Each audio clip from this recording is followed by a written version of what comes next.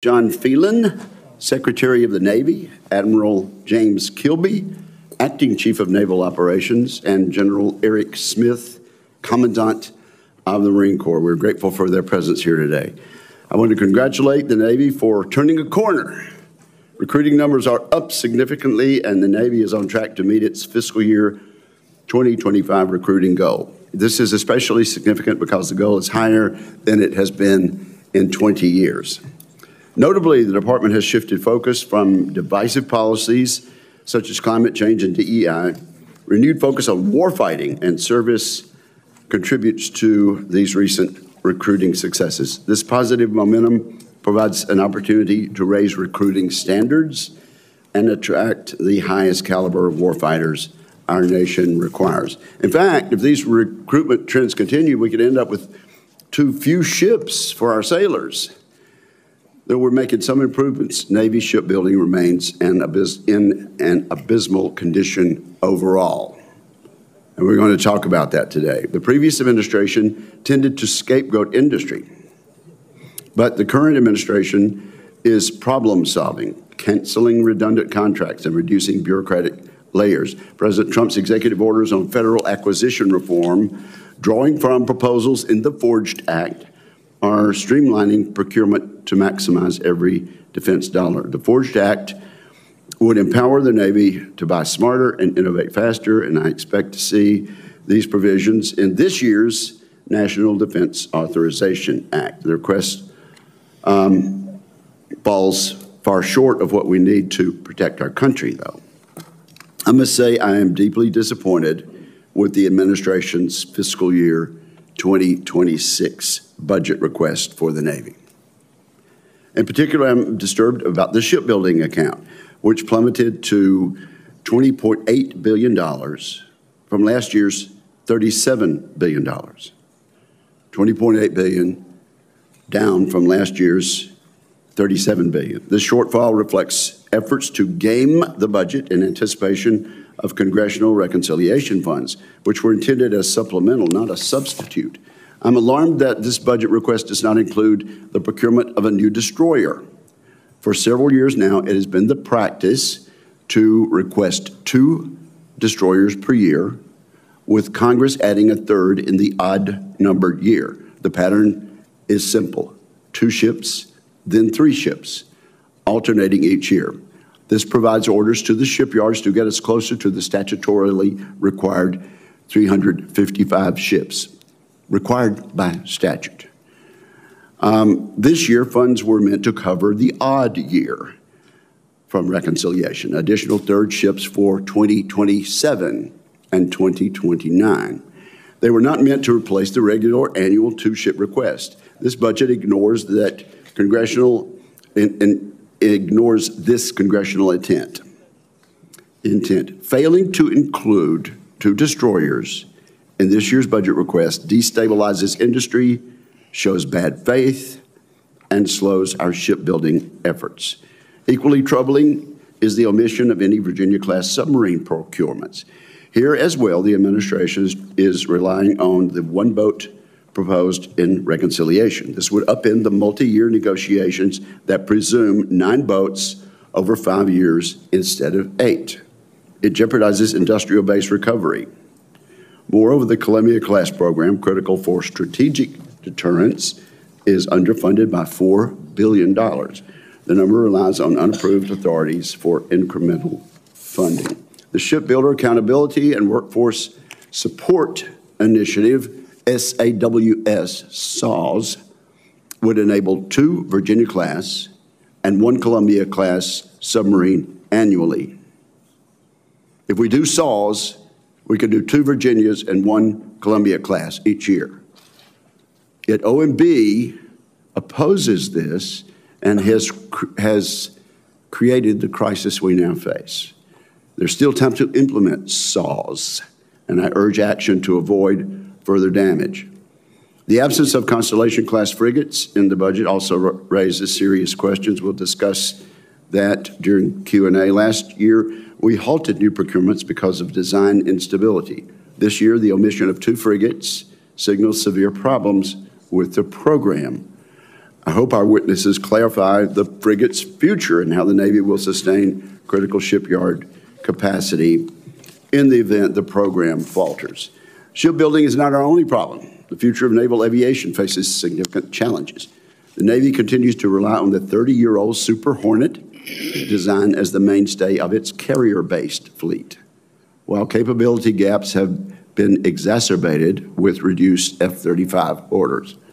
Compounding this, the F/A-XX sixth-generation fighter, intended to replace the aging Super Hornet, faces funding and schedule setbacks. The recent loss of 3 F/A-18s during a single deployment of the USS Truman underscores the operational strain on an aging fleet.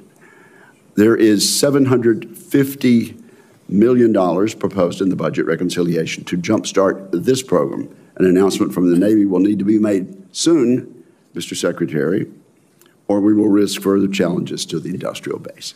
I recognize that the overall budgetary decisions were not made by the Navy, and I'm committed to a congressional solution to these shortfalls. The committee expects a clear plan to restore shipbuilding momentum, leverage Ford Act authorities, and ensure a fleet capable of deterring aggression in an increasingly contested world. Most members know that Senator Reid is attending a very important graduation ceremony this morning, and we congratulate him and his family. In his place, I'm delighted to recognize Senator Kaine, who will make opening remarks on behalf of the Democrats. Thank you, Mr. Chairman. To my colleagues and to the witnesses, I echo many of the comments of Chairman Wicker about problems. Each of you are part of the solution, not part of the problem, and that will be our dialogue today. We meet to discuss the Navy's budget request for FY 2026, but we have yet to receive the full budget request from the administration. And this is quickly becoming the longest delayed budget submission in memory. I urge the White House to deliver it.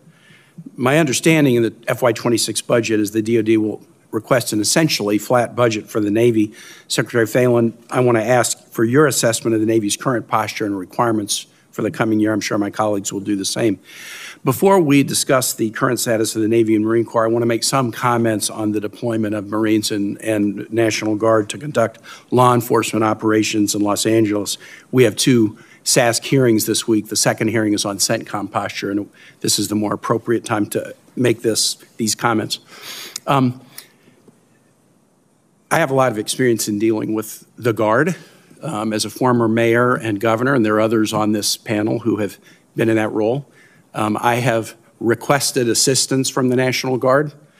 I have deployed the Virginia Guard primarily during weather emergencies and public safety instances as governor. I have visited Virginia Guard troops in combat zones in Iraq and Afghanistan, and in other federal missions, such as the protection of the Capitol after January 6th. Most recently, I was with the Virginia Guard doing joint exercises with the Finnish Army as part of the State Partnership Program. The genius of the Guard is that it is a partnership between the President and the governors and Guardsmen and women. That partnership over centuries has really been the genius of the Guard. The President's decision to deploy thousands of Guardsmen and women to quell protest in Los Angeles without a request by the California governor, and in fact over the objection of the California governor, is nearly unprecedented. The last time the Guard was deployed to quell protest was in the aftermath of the Rodney King beating. That was at the request of the California governor. We are in very, very dangerous territory.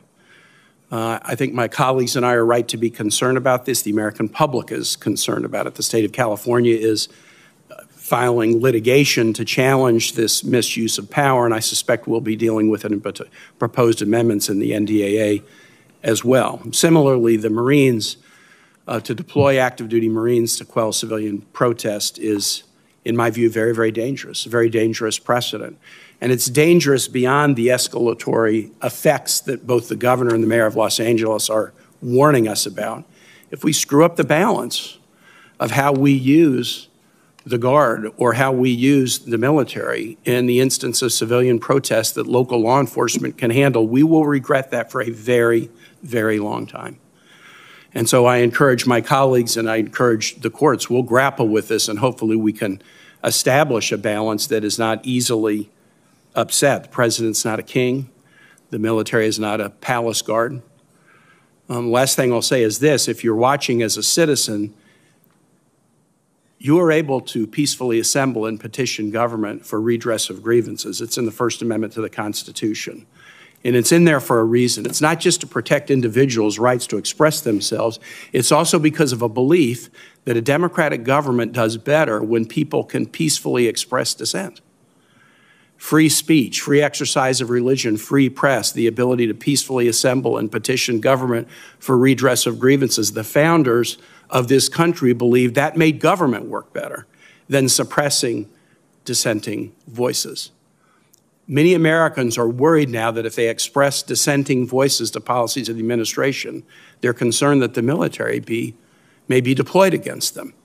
And they notice a disharmony between a president who would not deploy the National Guard to protect the Capitol on January 6th, despite repeated requests by the mayor of D.C. and the head of the Capitol Police, because those protesters supported the president, and a president who deploys the Guard and Marines in the absence of a request and over the objection of the mayor of Los Angeles and the governor of California. I just want to say to any of you there who believe firmly in your First Amendment right to peacefully assemble and petition government for redress of grievances, that fully inhabiting that right in a peaceful way is more important now than it's been during my lifetime. We're coming up on the commemoration of 250 years of American democracy, and it's on the shoulders of this generation to decide whether the commemoration will be a celebration or a requiem or a wake or a coronation. We need to make it a celebration, and for that we need brave and patriotic citizens who are willing to, without fear, exercise rights that were guaranteed to them from the very first days of this country. The Navy does remain the finest maritime force in the world, but it's struggled to grow and maintain the fleet. And I needn't repeat comments that Senator Wicker made.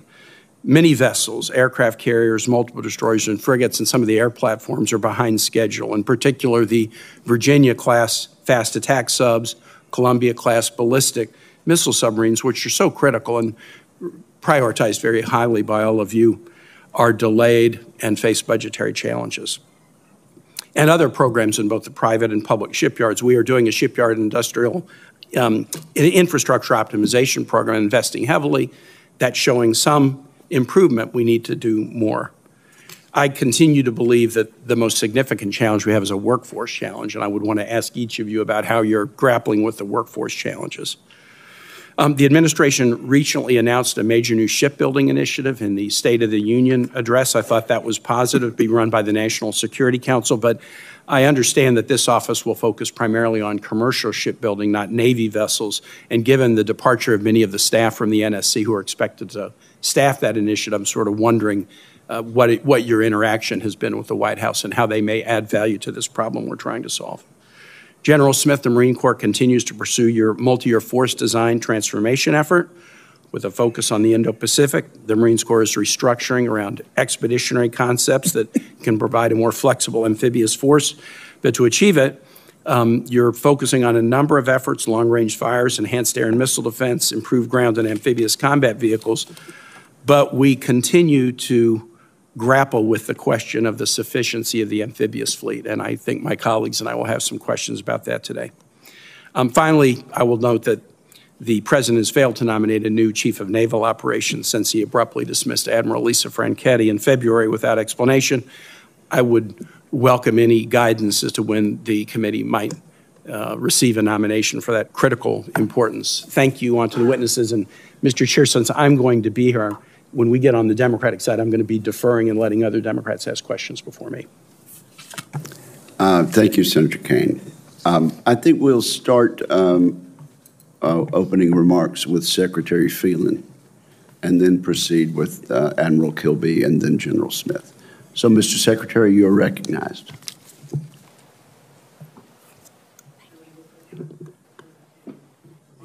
Microphone, please.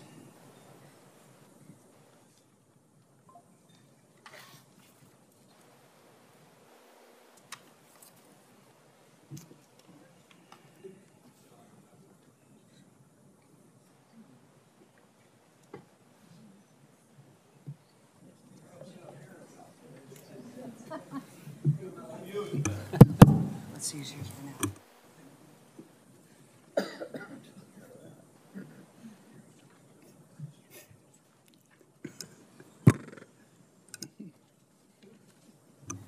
Okay, there we go.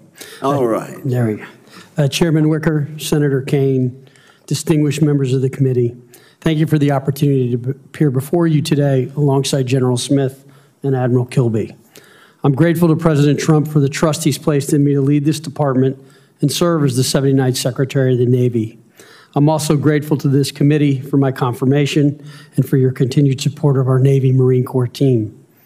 Senators, my North Star as Secretary is readiness. Before a dollar is spent on any capability, an exquisite platform, or infrastructure, I will always ask the following question: what is the impact to our readiness? And does it increase or does it add to it? If the answer is no, we will not spend the dollar. As stated to this committee before, I'm focused on 3 priority areas. First, strengthening shipbuilding in the maritime industrial base. Second, fostering adaptive, accountable, and innovative warfighter culture. Third, improving the health, welfare, and training of our people, our sailors, Marines, and their families. Since my confirmation 2.5 months ago, I've been on a listening and learning tour. I've traveled across the country and visited some of our allies overseas. I visited our public, private, and overseas shipyards, as well as our installations, and I've met with many of our sailors, Marines, and shipyard workers. What I've learned is this: we are still the dominant naval power, but our adversaries are closing the gap at a concerning, accelerating rate. We need to make important cultural and strategic changes in order to maintain our competitive advantage. And we need to address a culture, one riddled with bureaucratic decision-making and gold-plated requirements, that is endemic to this department. Because there is no doubt we are operating in a world that is more hostile and unpredictable. As evidenced by recent conflicts, warfare as we know it is changed dramatically. China is no longer just a pacing threat, it is our primary competitor, both economically and militarily. With their naval fleet nearing 400 ships, China's goal is not defense of its homeland only. It is the forward projection of power and influence. In the Indo-Pacific, our Navy Marine Corps team is deepening cooperation with our allies and partners to strengthen deterrence and keep open our sea lines of communication. At home, they are supporting homeland defense through Task Force Zapper, providing surveillance, logistics, and manpower at the southern border. And in the Red Sea, they've defeated scores of missiles and drones from Iranian-backed Houthis, helped defend our regional allies, and guaranteed access to a major artery of global trade. Our global presence sends a clear message to the world. The United States Navy and Marine Corps are prepared and ready to fight and win anytime and anywhere. However, our naval superiority is under threat. For too long, we've allowed our shipbuilding industry to erode, hollowing out the very capacity we need to maintain credible naval deterrence. That must change. Rebuilding our maritime industrial base is not just a matter of economic policy, it is a national security imperative. President Trump's executive order on restoring America's maritime dominance highlights that urgency and puts us on the right path. I've been to 10 shipyards, 7 here in the United States and 3 overseas. And I've spoken directly with shipyard leaders and hardworking tradesmen essential to our maritime operations. I now have a clear picture of our challenges and am developing a plan to fix what's broken. We do need to act with urgency, and this will take a whole-of-government approach to rebuild our capacity and expertise. We are developing a deliberate, actionable plan to restore our industrial base, but we cannot do it alone. Congress, private industry, and the Department of the Navy must work collaboratively if we are serious about ensuring our naval superiority. In closing, it is clear that our greatest asset is the extraordinary men and women who serve, our sailors and Marines. We will continue to invest in them through smarter recruitment, better training, and targeted retention efforts to retain top-tier talent. and we will prioritize quality of service initiatives to ensure that our sailors, Marines, and their families have the resources they need. Thank you. Very much appreciated. Thank you very much, Mr. Secretary. And if you could slide your microphone over to Admiral Kilby, we will recognize him. Admiral, we're delighted to have you, and you are recognized. Chairman Wicker, distinguished members of the committee, thank you for the opportunity to testify on the posture of the United States Navy. Your Navy provides our nation with sea power and sea control, needed to preserve our way of life and ensure our security and prosperity. Your oversight and funding ensure we are ready when the nation calls. I'm pleased to testify alongside Secretary Phelan, who brings needed and unique set of skills and experiences to help us accelerate the work of our Navy, and alongside my partner, General Smith, the Commandant of the Marine Corps. In the past year, our sailors have defeated hundreds of drones, missiles, and executed dozens of offensive strikes from the the Red Sea and the Eastern Mediterranean. They have strengthened alliances and deterred Chinese aggression in the Western Pacific, and they have supported operations on the southern border. And they have maintained an unbroken strategic deterrent with our ballistic missile submarines.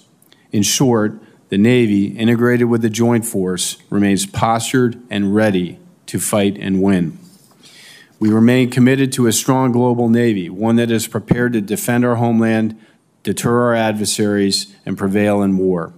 We are laser focused on China as our most consequential opponent while strengthening the defense of the homeland. We prioritize our operations, training, and readiness accounts to ensure our naval forces remain ready, resilient, and able to execute national tasking. The Navy and the Marine Corps preserves peace through strength through investments in our strategic deterrence, our defense industrial base, our installations via initiatives like the Shipyard Infrastructure Optimization Program. Most importantly, we are continuing our strong commitment to our people, our sailors, our Navy families, and our civilians through pay raises and investments in quality service initiatives such as unaccompanied housing and childcare. But we are facing some challenges. First, our platforms are not as ready as they need to be. We set an ambitious goal to make 80% of our ships, submarines, and aircraft combat surge ready by 1 January 2027. To do that, we are reducing maintenance delays and improving manning, training, and modernization and sustainment. Second, the Navy has 22,950 gaps at sea. Thanks to process improvements and targeted investments, we are on plan to reduce that number significantly by the end of 2026. We are committed to attracting and developing Americans who innovate, solve hard problems, and dominate in combat. The Navy contracted over 40,000 sailors last year, the most since 2003, and we are currently on pace to exceed our recruiting goal in 2025. And third, our ordnance expenditures in the Red Sea have highlighted the strain on our munitions industrial base. The Navy is working with both our traditional primes and new entrants to close this gap, developing kinetic and non-kinetic weapons at speed and at scale. In all these efforts, consistent and predictable funding is foundational. We appreciate the continued support of this committee. In closing, I'm proud of our Navy's accomplishments in the past year, and I'm excited about the growing consensus that is powering our maritime rejuvenation. This whole of government and whole of nation effort is essential to our security and prosperity. We have work to do to ensure that we will remain the premier maritime force for another 250 years. Your leadership and support are critical to achieving this imperative. On behalf of the sailors, civilians, and families around the world of the Navy, thank you. I look forward to your questions. Thank you, Admiral. General Smith, you're recognized.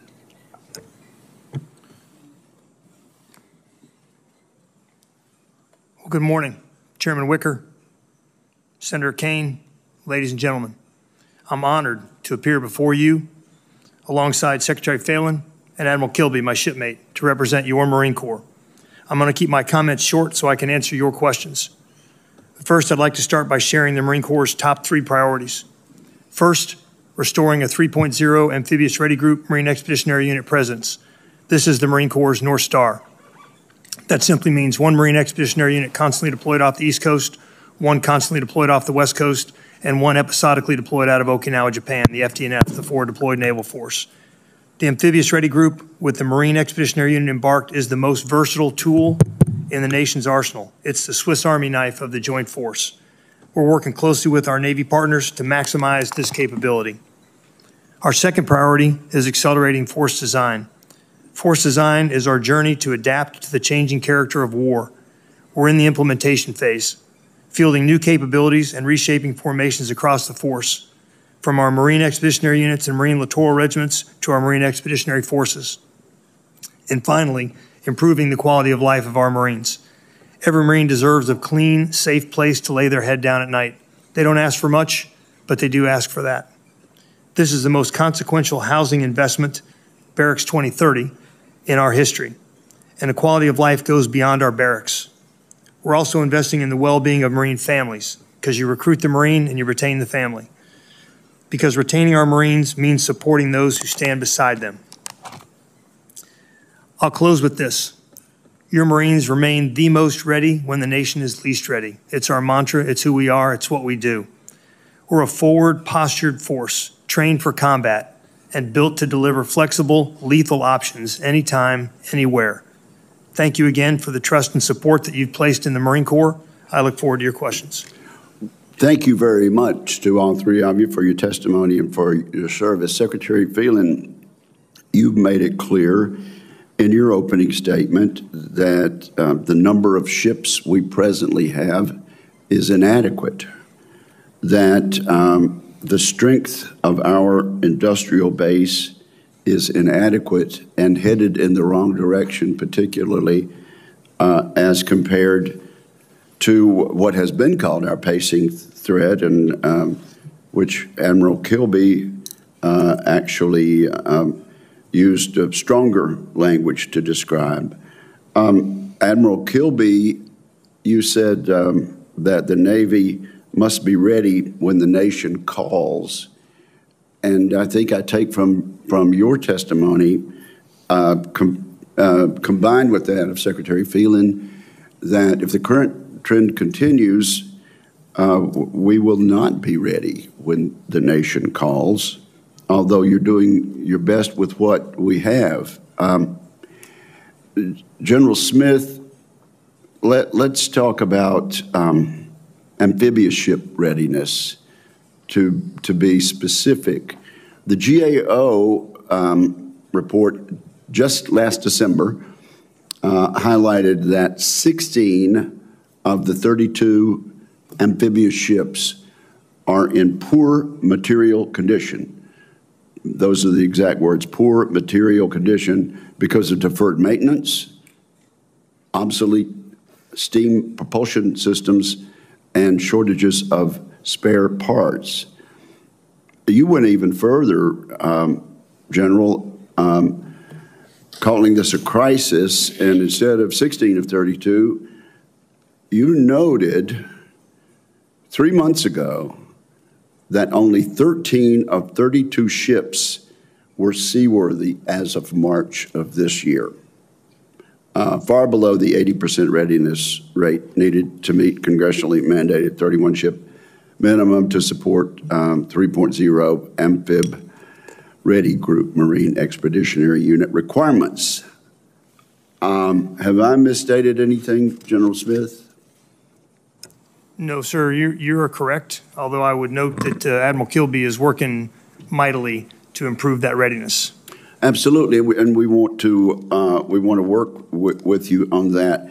How is okay? Thank you for the compliment, and I know y'all are shoulder to shoulder. But how is the Navy supporting readiness of the amphibious warfare fleet? And I'll let you continue the compliment, and then we'll toss it back to Admiral Kilby. Senator, what I would say is the Optimized Fleet Response Plan, OFRP, I will not speak for Admiral Kilby, but it is the plan to get the amphib readiness fleet up to standard, get it up to its 80% readiness rate. There's no time to waste, is there, General Smith? No, sir. Admiral Kilby? Sir, just maybe a quick correction. Our goal of 80% combat surge ready is for those ships, aircraft, and submarines not in the depot availability. Right now, I will tell you that we are at 67 for aviation. That includes aircraft carriers, 67%, 72% for submarines, and 61% for crudes. The amphibious ships are below that, and I'm calling that out to focus with the two type commanders, Admiral McLean and Admiral Cahill on the East Coast. Is the requirement below that for amphibs? It is not. Okay, no, sir. So the requirement is 80% for amphibs too. It is, yes, sir. Let me be quick here and get to one other issue, and you can supplement your answer, Admiral. But General Smith, let me ask you about landing ship medium, LSMs. If you could briefly describe what they will do in getting our servicemen to the islands, and would you be supportive of a block buy of these ships? Well, Senator, I'm always supportive of block buys because they save the American taxpayer money and they reinforce the workforce. They give them a sense that there's going to be continued work in the shipyards, and the one thing we can't lose is our workforce. Okay, and so how valuable will they be should something happen, particularly, say, in the Indo-Pacific? The landing ship medium is vital to us, sir. It's our inter-island connector. It's what enables us to disperse and reaggregate the force rapidly and to do so in a nondescript manner to keep ourselves below the threshold of noticeability by the adversary to deliver lethal capabilities. Is there an existing design which we could begin production on very quickly? There are a couple that we're looking at, sir, but what we require is a purpose-built ship, something that can be shallow drafted, carry marine missile batteries, carry Marines, and distribute themselves across the first island chain with enough range and capability to get the job done. And are there ships ready right now that could do that? Sir, I would say there are not ships that are currently fully capable of executing, but there are some ships that can be used as surrogates on the way to a spiral development to a purpose-built ship. What would be the alternative to using them right now? How many years would we have to wait for the so-called purpose-built ship? I can't give you an exact number of years that we would have to wait, sir, but it's more than 2. There may be some questions for the record Sure. on that issue. Thank you very much. Senator Kaine, you are recognized. Prior to recognizing Senator Blumenthal, Mr. Chair, I'd like to ask to introduce the statement of Senator Reid prepared for today into the record. Without objection. Senator Blumenthal. Thanks. Thank you, Mr. Chairman. Thank you, Senator Kaine. Thank you, gentlemen, for your service to our nation and your being here this morning. And I want to reiterate some of the points that my colleague, Senator Kaine, made. I'm deeply, deeply concerned about the use of our National Guard and our Marines, essentially in what appears to be law enforcement and crowd control.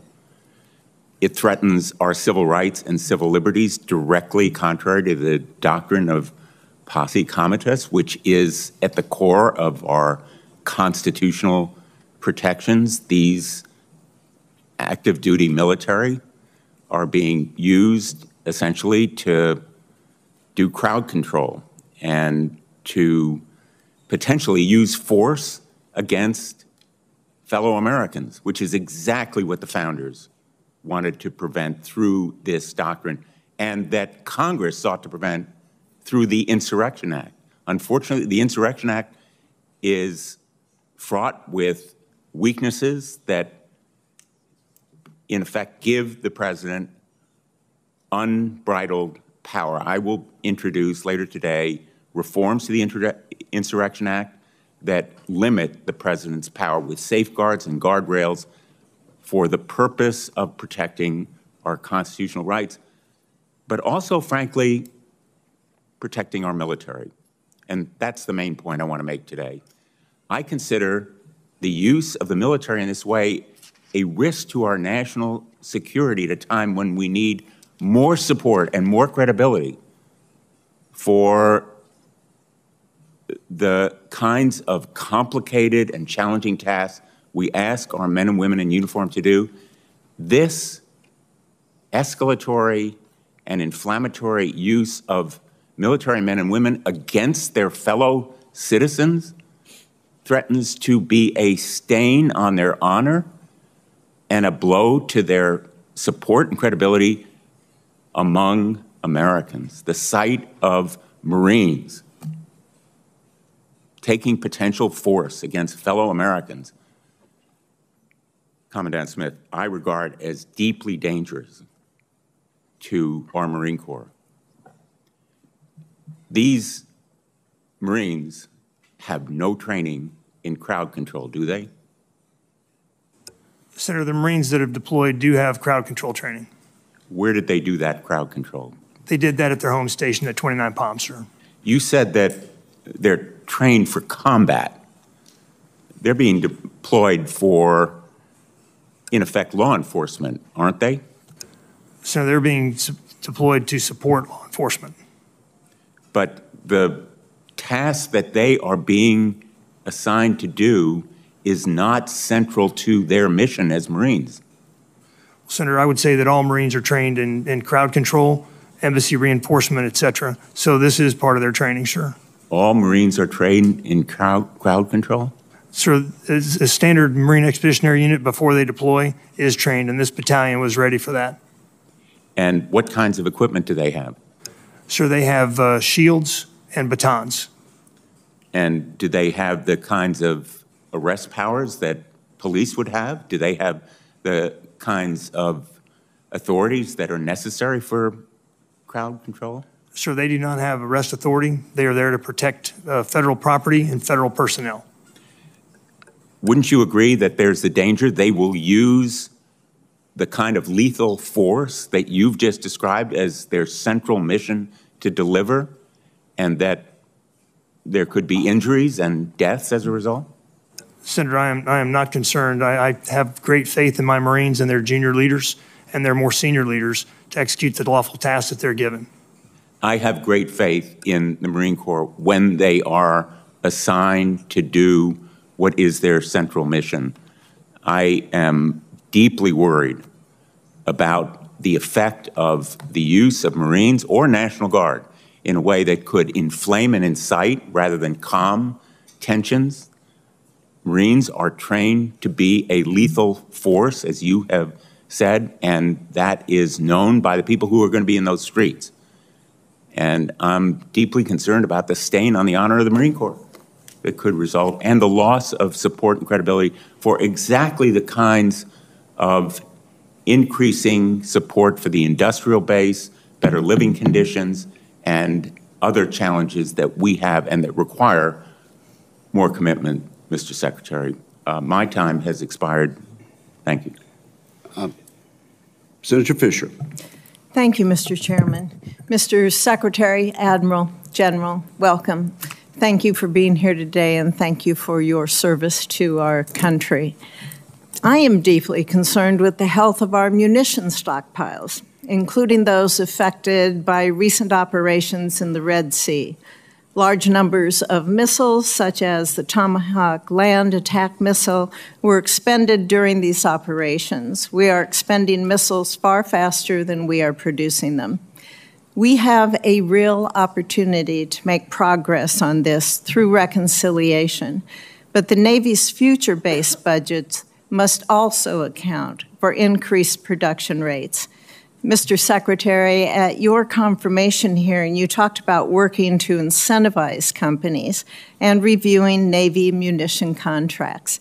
What have you discovered in your review of these munitions production contracts? Senator, thank you for the question. I have yet to review munitions contracts. I have been dealing with shipbuilding and contracts for the most part. Munitions is next. But what I would say is that fully funding our munitions industrial base is critical and very important. And I have visited 2 other companies at this stage that are 3D printing different types of munitions that I think have a lot of potential. And so I think we need to make sure that we are looking at both existing and new ways of making munitions. So that will be critical to us in the future. But this is a very important thing. It's something that Admiral Kilby and the Commandant and I talk about weekly when we go through our meetings. So it is critical, and munitions is next up on the list. Thank you. We'll have to talk when you get an update on that, please. Admiral, are there any specific actions that you think need to be taken to increase that production capacity for the munitions for the Navy? Senator, thanks for that question. I agree with Secretary Phelan. I think we have to, expand my view of what is potential solutions for us to include vendors that aren't traditionally in this space.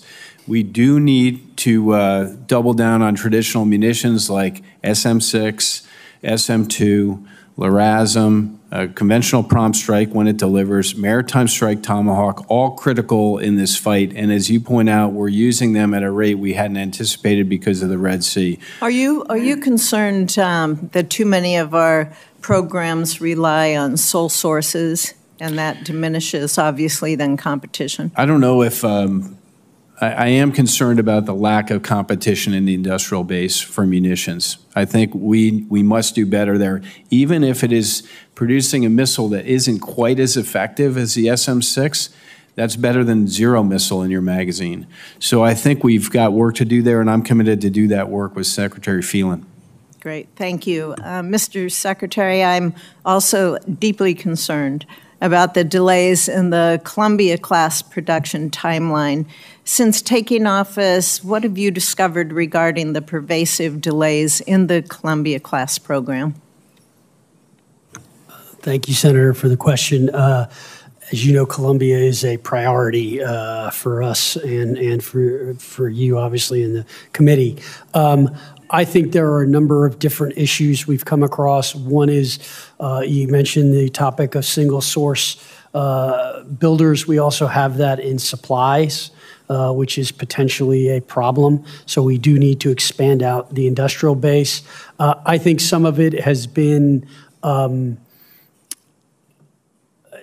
I've visited both Quonset and Groton and have gone there.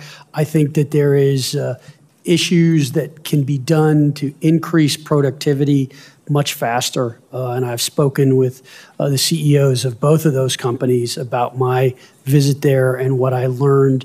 I believe that we will start to see an increase. We are trying to shift the schedule left, and there are a few different things we are trying right now. Okay. In addition, we have, at the direction of the Deputy Secretary of Defense, we have sent in a group to try to help them analyze workflow processes and those sorts of things as well. Thank you. Admiral, I wanted to ask you, because of the delays we're seeing on the Columbia class, I know the Navy's been working to extend the hulls of some of the existing Ohio class. How's that going?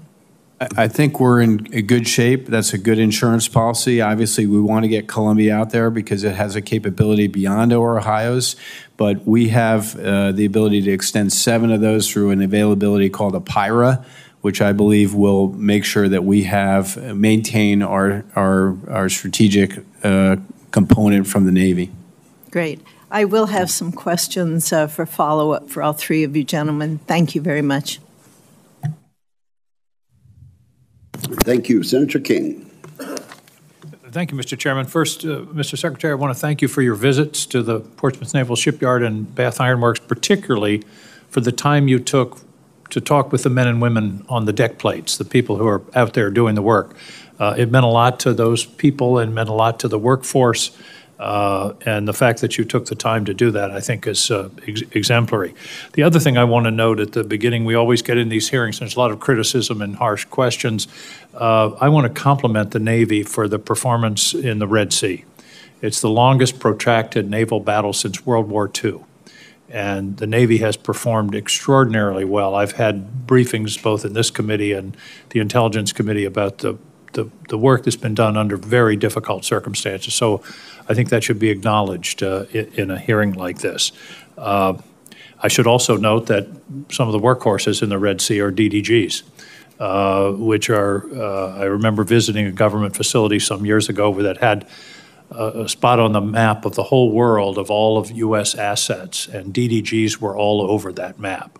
They're truly the workhorse of the Navy, and that brings me to my more difficult question, which is the shipbuilding budget being cut in half in the base budget. Those of us who've been on this committee for some time remember OCO. It seems like this is son of OCO, where we're using the reconciliation to do what ought to be in the base budget. The problem with it not being in the base budget, Mr. Secretary, is the message that sends to industry in terms of planning and long-term commitments, investments. And I realize that the brooding omnipresence here is OMB, but I hope that you can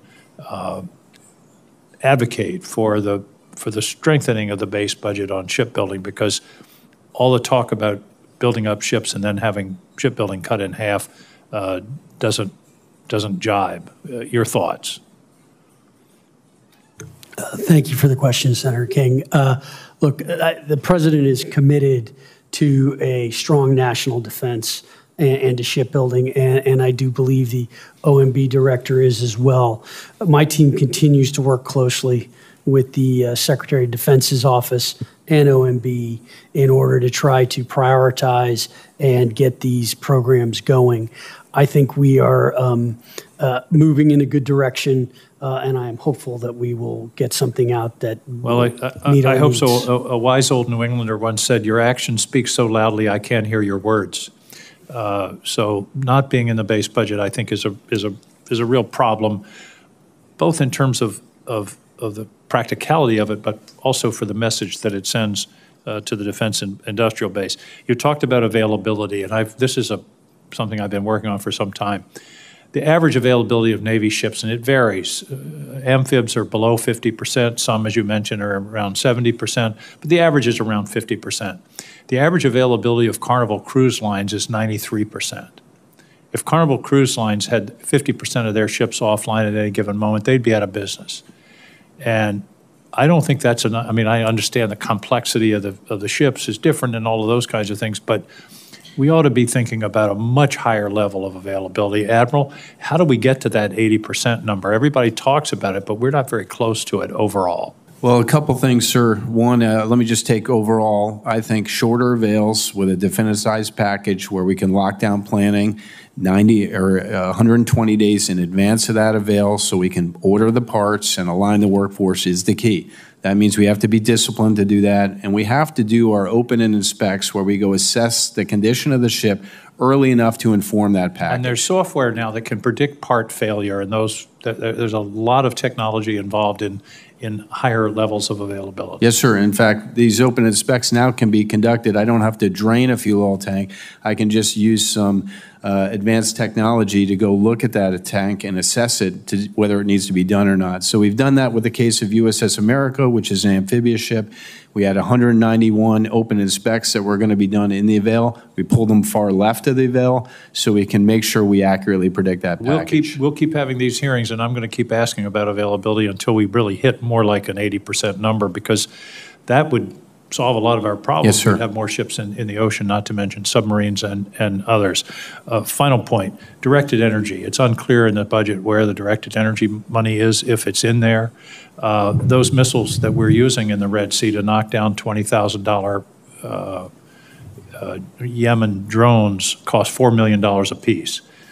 Directed energy is an incredibly important priority. The prior administration grossly underfunded it. I hope this administration will pay attention. This is cost-effective, and it's the weapon of the future. Mr. Secretary, are you going to advocate for directed energy and see an increase in that budget? Yes, Senator. I think it's very important capability, and as you mentioned, it's a cost-effective one. We continue to be working very hard, and we've one system we've been testing live right now that appears to be working well, and so we continue to work on that. So yes. Let's get that system into the Red Sea. Thank you, Mr. Chairman. Thank you, Senator King. Let me say this, Admiral Kilby. I want to request that you take some time and supplement your answer to Senator King about what happens differently in the private sector. I think the senator mentioned a cruise line. And you answered, and of course, we only have 5 minutes per senator at this hearing. But this has a lot to do with the Forged Act, which our Defense Department is already trying to implement, and much of which will be in the NDAA.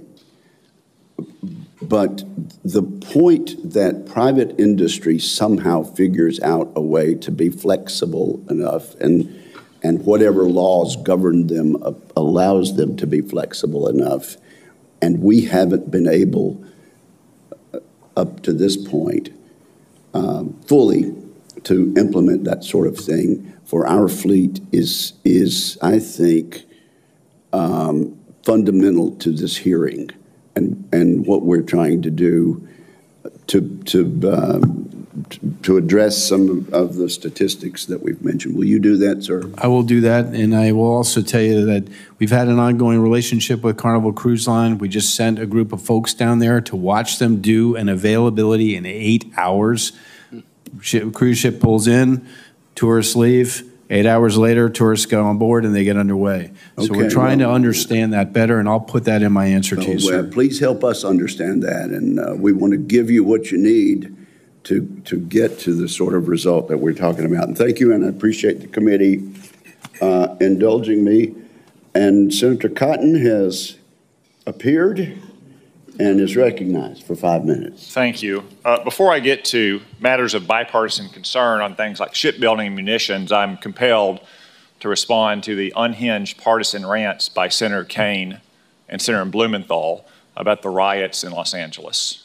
I heard a lot of complaints about the use of the National Guard or the Marine Corps to defend federal property. Not surprisingly, a lot of attacks on Donald Trump.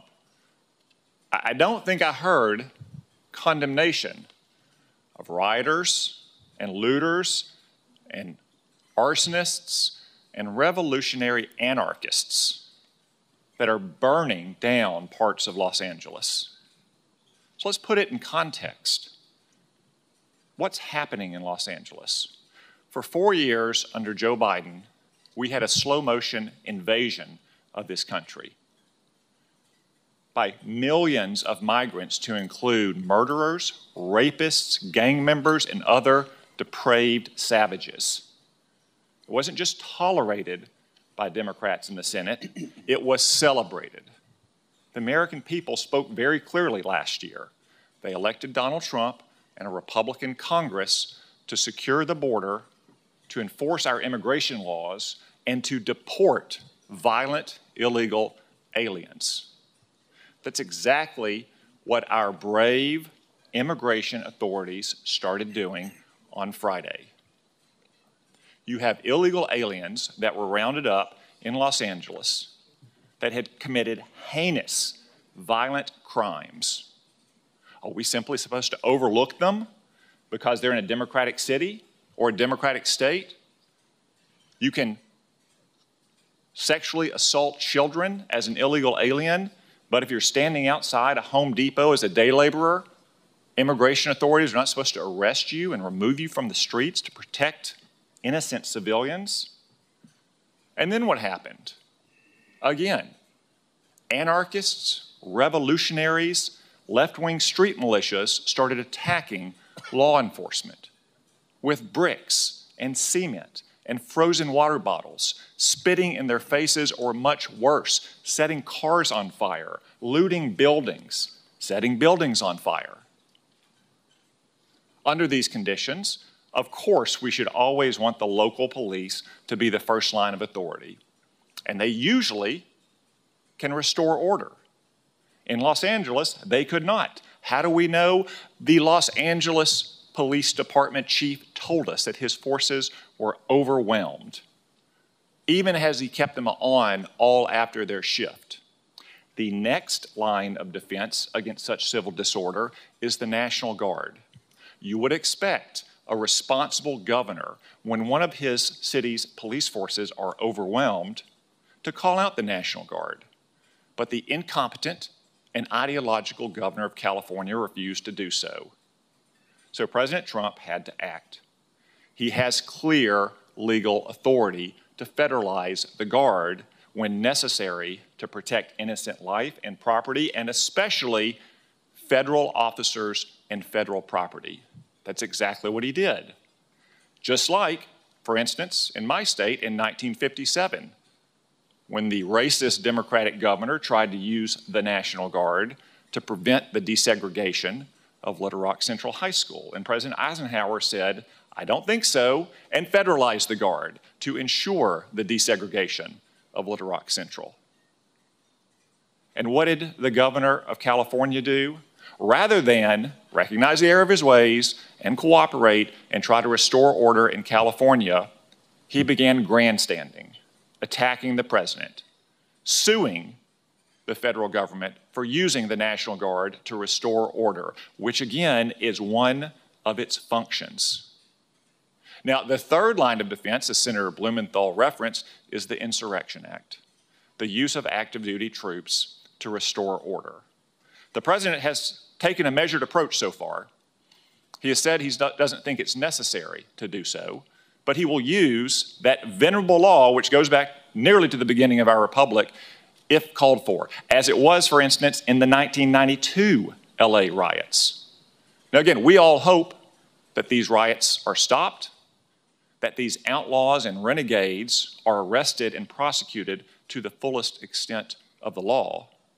But the president has a constitutional responsibility to protect innocent lives, to defend federal officers, and to defend federal property, which is exactly what the Marines were sent to Los Angeles to do. Not to engage in crowd control, not to engage in civilian arrests, but to protect federal property.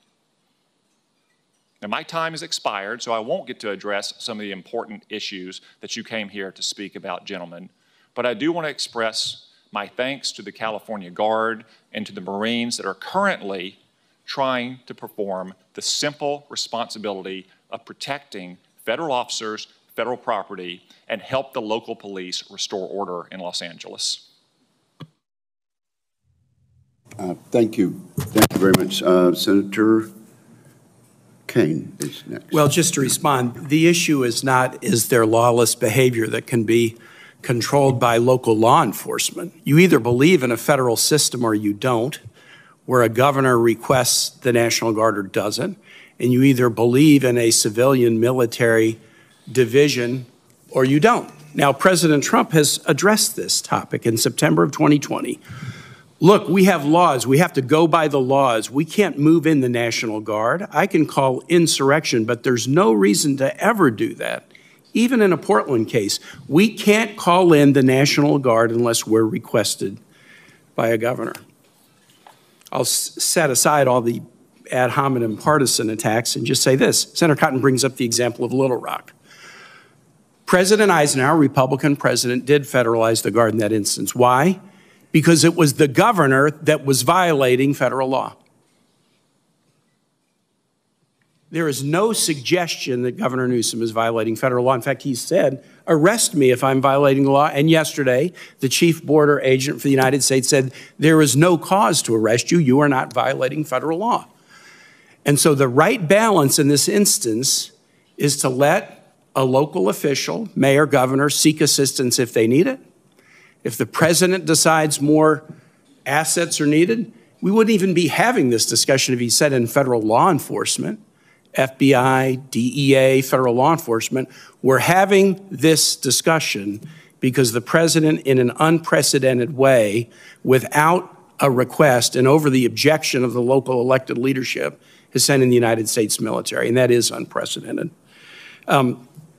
General Smith, I want to just compliment you. You listed 3 pillars of the area you're working on, and number 3 was quality of life. Yesterday, I was at Yorktown Naval Base, and I visited your Marine Corps Security Force Regiment to see advances they're making on Barracks 2030, and it was very, very impressive. And I told them that this is a real template for what we ought to be looking at Marine-wide and DOD-wide, and I just wanted to compliment you on that. To Secretary Phelan and Admiral Kilby, Senator Fisher has asked you about Columbia class. I was going to ask, but normally just focus on, can you talk about where we are in trying to get Virginia class production up to speed? Yeah, I'll start, sir. We're not where we want to be, and we're not satisfied with it. We're at a 1.1 when we need to be on a 2.0 pace for us and 2.33 for the ultimate goal here with the AUKUS program. And just the timing of that, we need to be at 2.33 kind of in the early to mid-30s if we're going to, be able to meet the commitments that we've made to the Aussies who've invested in our workforce to do that. Isn't that right? That's correct, sir. We have a heavy lift, 1.1 to 2.3 within 10 years. Yes, sir. I do think there's been a bunch of investments that we've enjoyed because of your approval in the maritime industrial base and the submarine industrial base in particular that I believe will help us here. But we do need the prime contractors to deliver and sequence work and get it done and focus on productivity, just as Secretary Phelan laid out. Let me ask you this, Admiral Kilby. There's been a lot of attention to a couple of the mishaps in the Truman Carrier Strike Group. But the group did such good work. We had a committee briefing about this last week, and I think some of the positives of the work that was done under very difficult circumstances haven't really been described. Could you share with the committee? I certainly can, sir. Thank you. I was privileged to go out and visit that strike group returning home the day before, 2 days before she returned home. Just to kind of give you a quick soundbite, that strike group defended themselves, other ships, or other countries 160 times successfully. They conducted 670 strikes into Somalia, either from the air or from the land. They conducted the largest single airstrike ever launched from a carrier with 124,000 pounds of munitions that detonated within 2 minutes of each other in Somalia. They participated in 8 named operations. They worked for 3 different combatant commanders. They did great work for our nation. And they did not just the nation, but the world. They really did good work. I have some questions about why other allies didn't do more, but I'm glad that we did what we did. Finally, Secretary Phelan, I've been hearing good reviews of your traveling around to the shipyards, and you talked about it a little bit, but what would be some insights that you have about on the procurement side in terms of improvements that you believe you want to explore further based upon your tours thus far? Thank you for the question, Senator. Look, I think some of it is how we contract things, how we locate things in terms of where our vendors are, in terms of proximity to shipyards.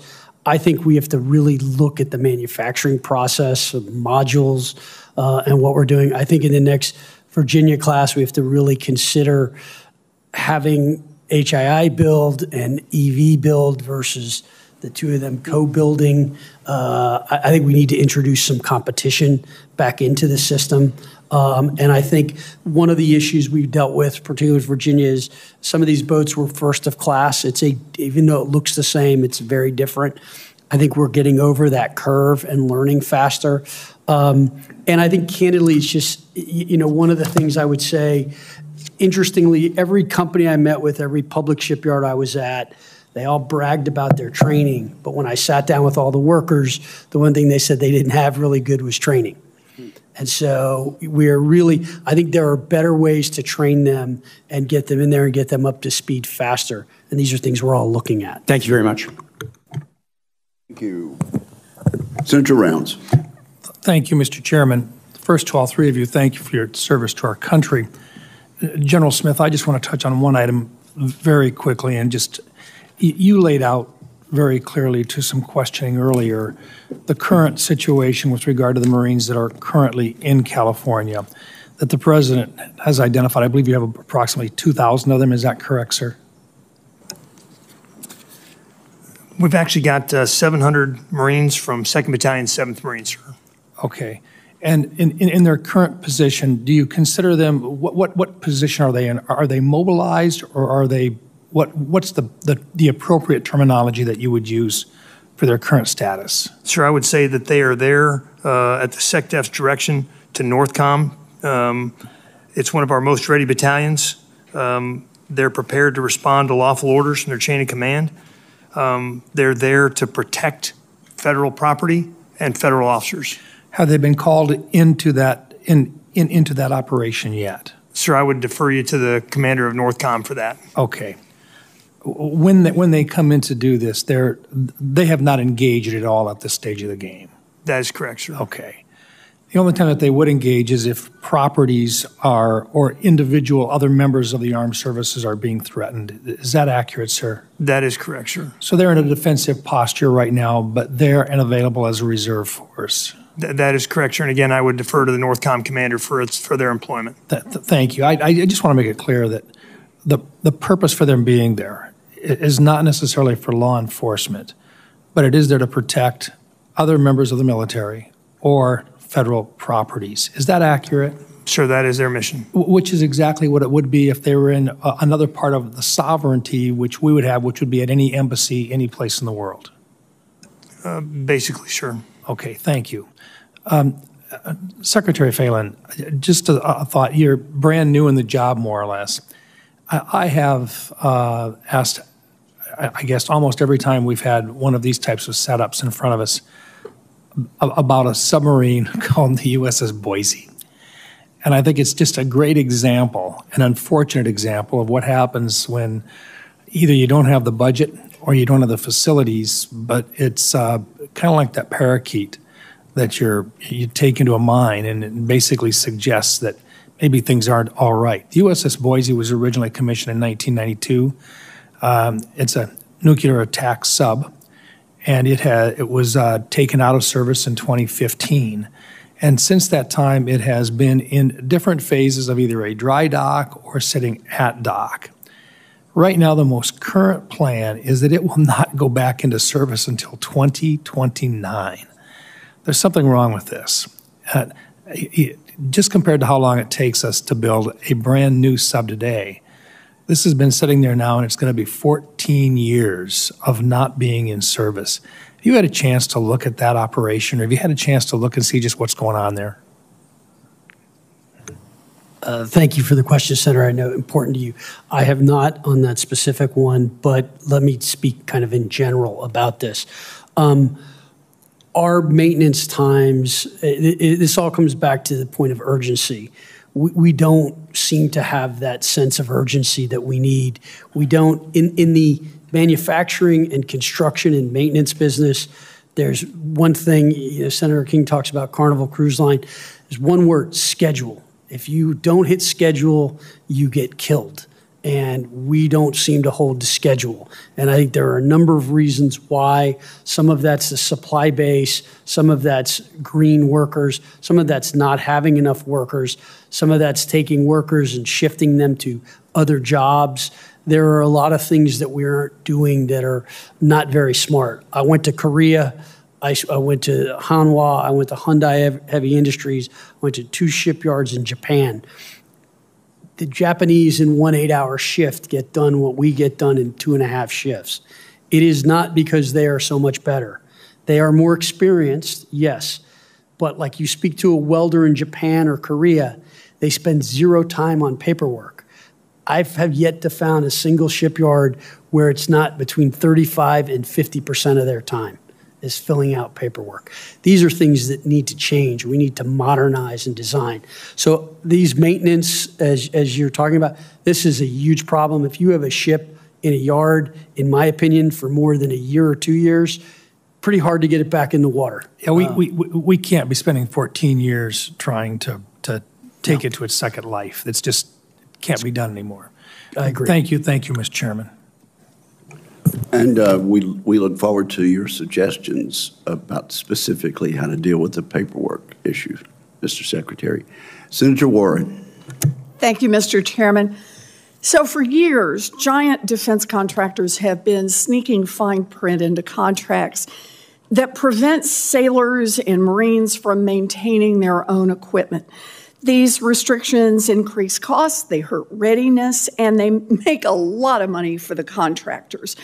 During your confirmation process, Secretary Phelan, you committed to, quote, explore how to best leverage right to repair and technical data rights within acquisition contracts to enable organic repair capacity.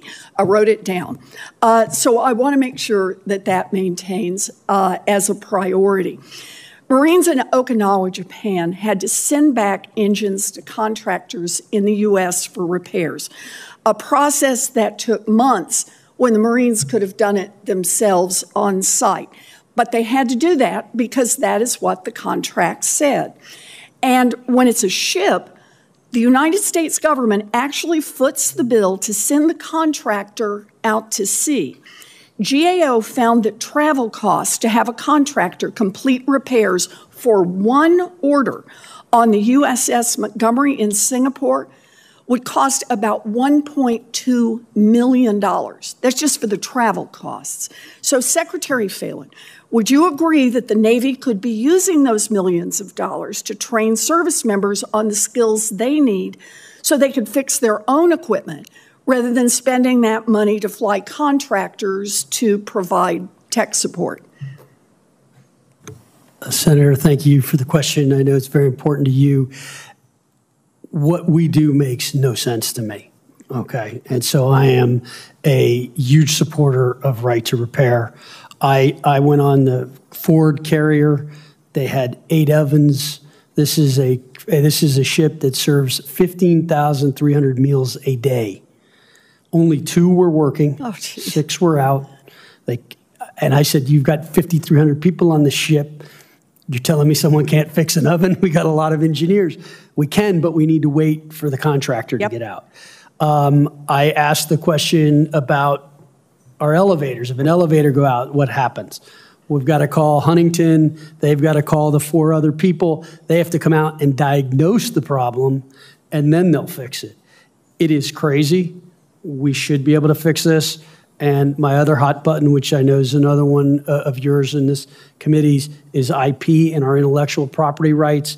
We end up paying for a lot of things that we don't control, and we need to change that. Wow. And so contracting in general is something we're looking at very hard, and we need to really try to ensure going forward we control our IP and we have the ability to fix things, because if we're in a fight, how do we fix it then?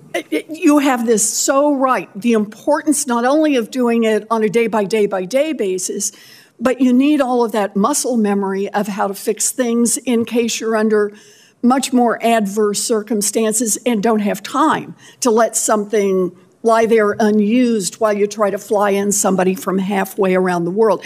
So let me just make sure I've got you on the record here. Do you agree that the Navy needs to negotiate for comprehensive repair rights so that contractors cannot find shady ways both to insist on their ability to do the repairs, but also to keep the data that you need away from you so that you can't do it yourself? Senator, I agree we need to have the right to repair our ships. How we specifically go about that, I need to look at and understand better. But trust me, you and I are simpatico on this. Okay, and then I will ask you, while we're being so simpatico here, let me ask you one more. Do you support Congress passing a law that will help you negotiate repair rights at a fair and reasonable price? Yes, I do. Okay. I really do appreciate this. And so do 70% of voters, according to recent polling. And this is why Senator Sheehy and I are introducing the Warrior Right to Repair Act to make sure that every service follows the Army's lead of securing repair rights and requiring contractors to offer those rights at fair and reasonable prices. This is an opportunity to stand up for our sailors and Marines as well as for the taxpayers. And I look forward to working with you. I know that Senator Sheehy does as well. And we want to work with all of our colleagues to make sure that our service members have the tools they need to be able to repair their own equipment. Thank you. Thank you, Mr. Chairman. Thank you, Senator Warren. Secretary Phelan, have you had a chance, or has your team had a chance to look at the specifics of the language of of the Warren-Sheehy bill that has been referred to? I have not, Senator. Okay. Will you please do that and comment about the specifics on the record? It would be very helpful to us. Absolutely. Thank you, and I look forward to working with my two colleagues on a workable solution, particularly since the Secretary is so supportive of that concept. Senator Ernst. Thank you, Mr. Chair, and thank you, Secretary Phelan, Admiral Kilby, and General Smith for being here today and for your service to our nation. I'd like to start with a discussion on recruiting and ship manning. So, Secretary, we'll start with you.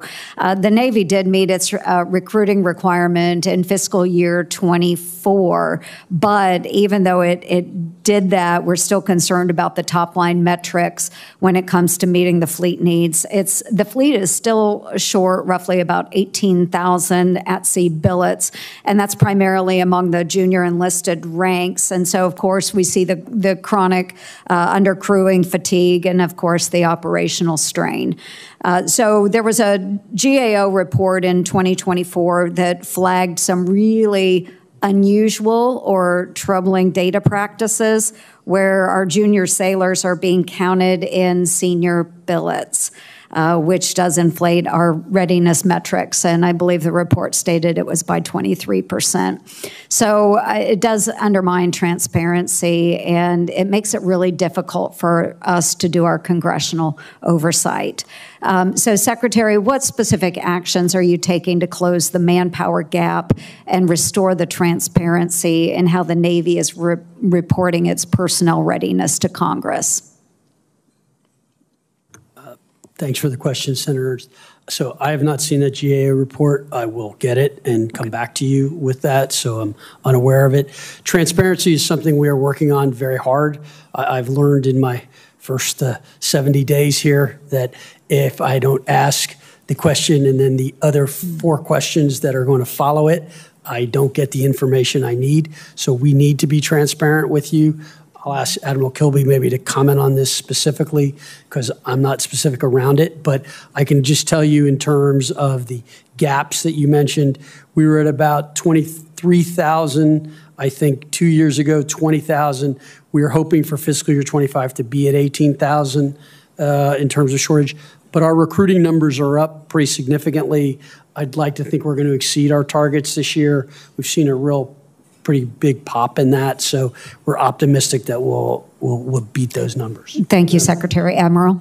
I just add to what the Secretary said. We really drained our reservoir, which is called the Delayed Entry Program, DEP, to 12%. It's now at 32%. We have exceeded our goals, and we need to continue to do that. And we need to continue to do that through 26, 27, 28, because it takes 9 months to get a recruit to a ship with no training. And so we're seeing that curve start to kick in. When we testified before the hack, we were at 23,200 gaps. Today, 22,900 gaps, so trending in the right direction. But we are focused on this every day. It is this, of the 3 things I worry about, it's number 2. Okay, we've really got to close that up, and we'll follow up with you on that. General Smith, you have consistently within the Marine Corps met your recruiting goals. Can you talk about the success of the Marine Corps and how you've achieved that? Senator, I can, and thanks for calling that out. I'm very proud of our Marine recruiters. The way we do it is Marines don't fail. We make our mission. We give our recruiters a mission. We hold them to account for that mission. Every month, they are required to recruit 3 individuals, and when they don't make it, we give them counseling, and if they continue to not make it, we replace them. Recruiting is our lifeblood. We place our best and our brightest on recruiting duty, and we reward them with a duty station preference, promotions, and awards when they do successfully complete their recruiting mission. And it's a simple fact, we're Marines, we don't fail. Well, thank you. We do appreciate that, and thanks for meeting those recruiting goals and inspiring those generations that are joining into the Marine Corps. So I really appreciate that. I do have it's called the SERVE Act, and it provides a pipeline for young Americans to go into our service branches. And we hope we can get that included in this year's NDAA. I do want to talk very briefly, because I'm running out of time. I want to talk about auditing, everybody's favorite topic. I love this topic. But Secretary Phelan, you pledged during your confirmation hearing to deliver a clean audit by 2028, and that is called for in our NDAA. I got my start in public service as a county auditor, so this is really exciting stuff to me. Yeah, everybody laughs, but it is. So the Marine Corps has achieved a clean audit not once, but twice, which is very, very good. It proves really that success is possible when you have really good leadership that prioritizes it. So, General Smith, what is the Marine Corps doing differently than our other service branches that has enabled you to meet this milestone, not just that once, but twice? Well, Senator, thanks for calling that out. I'm very proud of my Marines and the Marine Corps for passing an audit 2 years in a row. I can't speak for the other services. I can only speak for Marines. We're accountable. We started at recruit training. We started officer candidate school. You're issued a shelter half, 5 tent pins, 3 tent poles, and a guide wire. And when you leave the unit, you're expected to turn in your shelter half, 5 tent pins, 3 tent poles, and a guide wire. And if you don't turn it in, we NJP you, non-judicial punishment you, or we allow you the opportunity to replace that using your own money. But we hold people accountable. And this is American tax money, and it's not ours to tinker with. Yeah, as a logistician, I appreciate that. And Mr. Chairman, if I might, it may be over-exaggerated, but is it true that the Brits had said on your next joint training exercise, instead of sending your Marines, you send them your accountants? I'm not going to swear to that, man, but that may have been said. Really appreciate it. Thank you, gentlemen, very much. Thank you, Senator Ernst. Senator Kelly. Thank you, Mr. Chairman. Secretary Phelan, Admiral Kilby, General Smith, thank you for being here.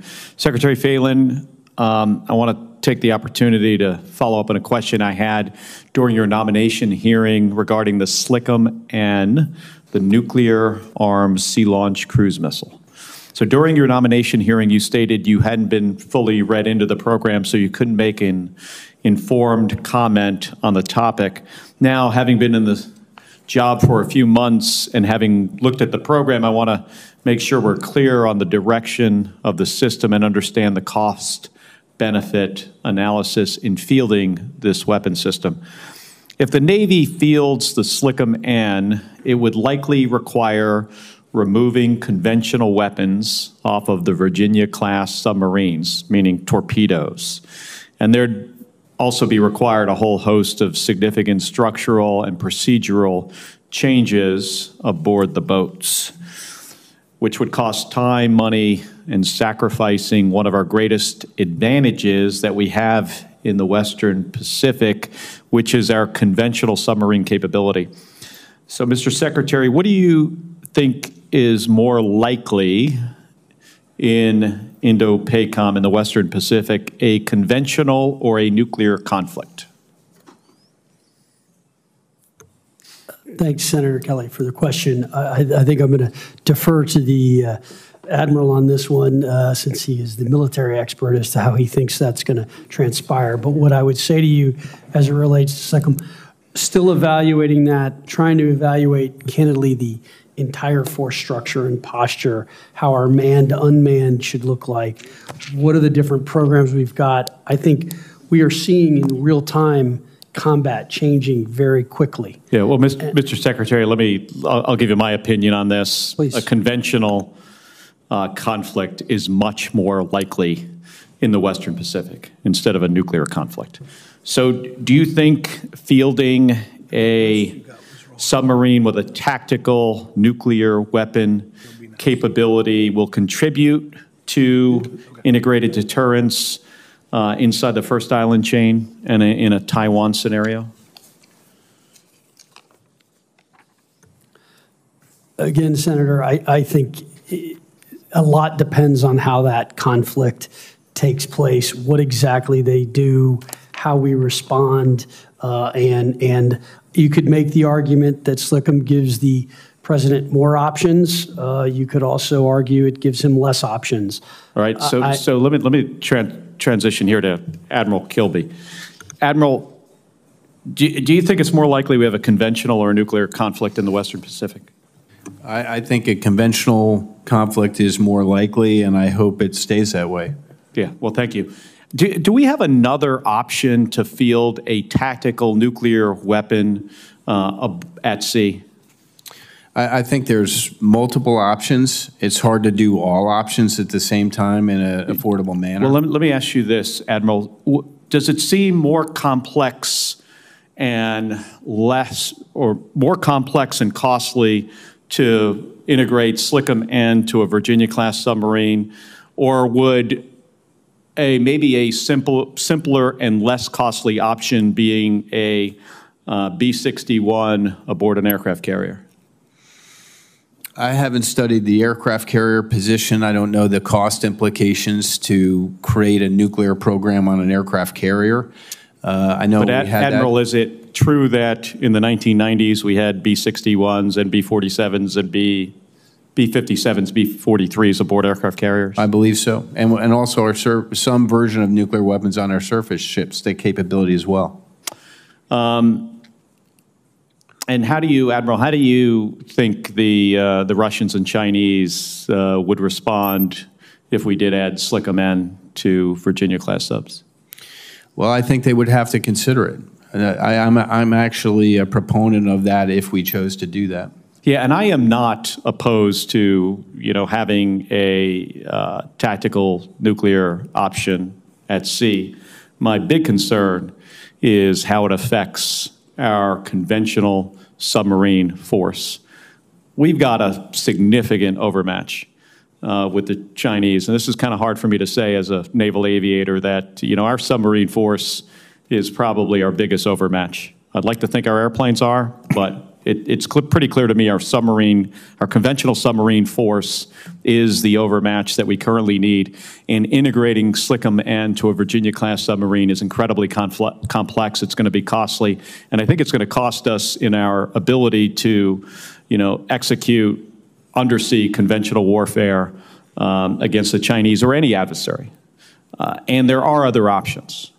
B-61 was deployed aboard the aircraft carrier that I served on, and many others. And my sense is, I haven't studied it either, but my sense is, F-18s can carry B-61s, getting them aboard an aircraft carrier. If that's what we really want and need for deterrence, we could probably do that at a much reduced cost, and at the same time preserve the conventional submarine force that we have today. Thank you, Admiral. Thank you very much. Senator Sullivan. Thank you, Mr. Chairman. Mr. Secretary, you don't have a lot of experience working with this committee, so I'd like to start with some basics. What does Article 1, Section 8, Clause 13 of the Constitution say? I don't know. Why don't you tell me, Senator? It grants the Congress the power to, quote, provide and maintain a Navy. And Clause 12 grants Congress the power to raise an army. Do you know why the Founding Fathers had a difference between our constitutional responsibilities? It's a big difference. Raise an army, provide and maintain a Navy. Do you know why? I think I do, Senator, but why don't you give me the history lesson you seem to want to do today? Why don't you answer my question, Mr. Secretary? Do you want to answer the question? I don't. Well, okay. It gives the Congress a longer-term view of building ships, developing infrastructure, supporting a much more permanent naval force than with the Army. Do you know which section of the Constitution mentions the Secretary of the Navy? I do not, Senator. Why don't you go ahead and not mentioned in this. It's not mentioned in the Constitution. Let me provide a hypothetical. Congress passes a law. I've had many hearings on it. President signs it. Your experts come to you, say it's not one of your top priorities. What is your obligation to the law, Constitution, this body with regard to the law? Sorry, can you repeat the question, Senator? Congress passes a law President signs it, your experts come to you and say, what that law mandates is not one of our top priorities. What is your obligation to the law, Constitution, and this body with regard to that hypothetical? I'm not sure what this is accomplishing, Senator, but at the end of the day, I follow the laws as they're given to me. Let me provide a real-world example. Please do. In that regard. How about we talk about our call yesterday? We had hearings. We had hearings to get to 31 amphibs in the law. Navy didn't like it. SecNav didn't like it. The Marines did like it. We passed that, requiring 31 amphibs. The law actually says the Naval Combat Forces of the Navy shall include not less than 11 operational aircraft carriers, not less than 31 operational amphibious warships, of which not less than 10 shall be amphibious assault ships. Secretary of the Navy came here 2 years ago, and his shipbuilding plan, he didn't hit 31 amphibs at all. How do you think this committee responded to that? Sure, they didn't like it. We didn't like it. Senator Kaine and I put forward legislation that actually said the next year in the NDAA, very bipartisan, if the Navy doesn't hit its 30-year shipbuilding plan that maintains 31 amphibs, that we would sequester half of the Navy's budget. So do you think, and this is for all the gentlemen at the table, are we hitting 31 amphibs right now, Admiral, under the law? I believe we are. So my understanding is 3 of the 32 are not mission capable. 14 are out of reporting and in shipyards. So are we hitting 31 amphibs with those amphibs out of commission, essentially? By the letter of the law, we are. In intent, we're not. Are those operational amphibious warships? That's the letter of the law. When they come out of maintenance, they will be. But 14 are in maintenance. So you think we're hitting that law right now? Yes, sir. General, do you think we're hitting that law? Let me give you one. One of the ships on that list is the USS Tortuga. That's been it hasn't deployed since 2013.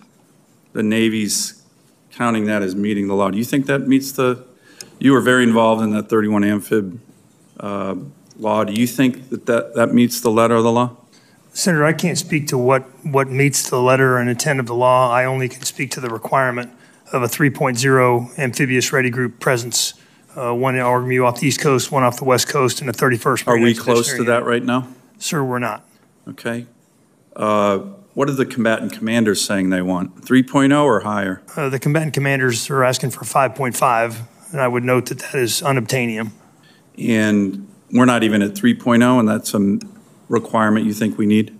I believe as the amphibious requirements officer, 3.0 is the requirement. Yes, sir. Okay. Mr. Secretary, when you went through your confirmation hearing, I highlighted a GAO report, had 4 recommendations, talked about the amphibious fleet readiness, which was in a state of disaster.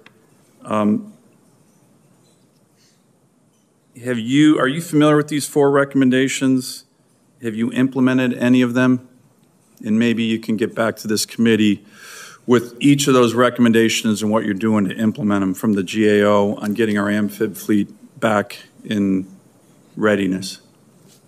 Take that for the record and come back to you, Senator. Finally, General, what happens if we don't have 3.0 MU toe-to-toe capability?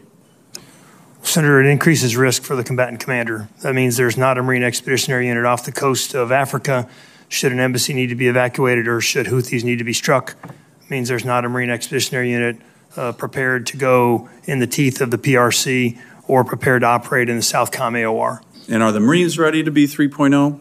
We are. So we have the capacity and the capability. But the Navy isn't? The amphib readiness rate is currently doesn't meet the 3.0 requirement. Admiral, do you know when we're going to get to that?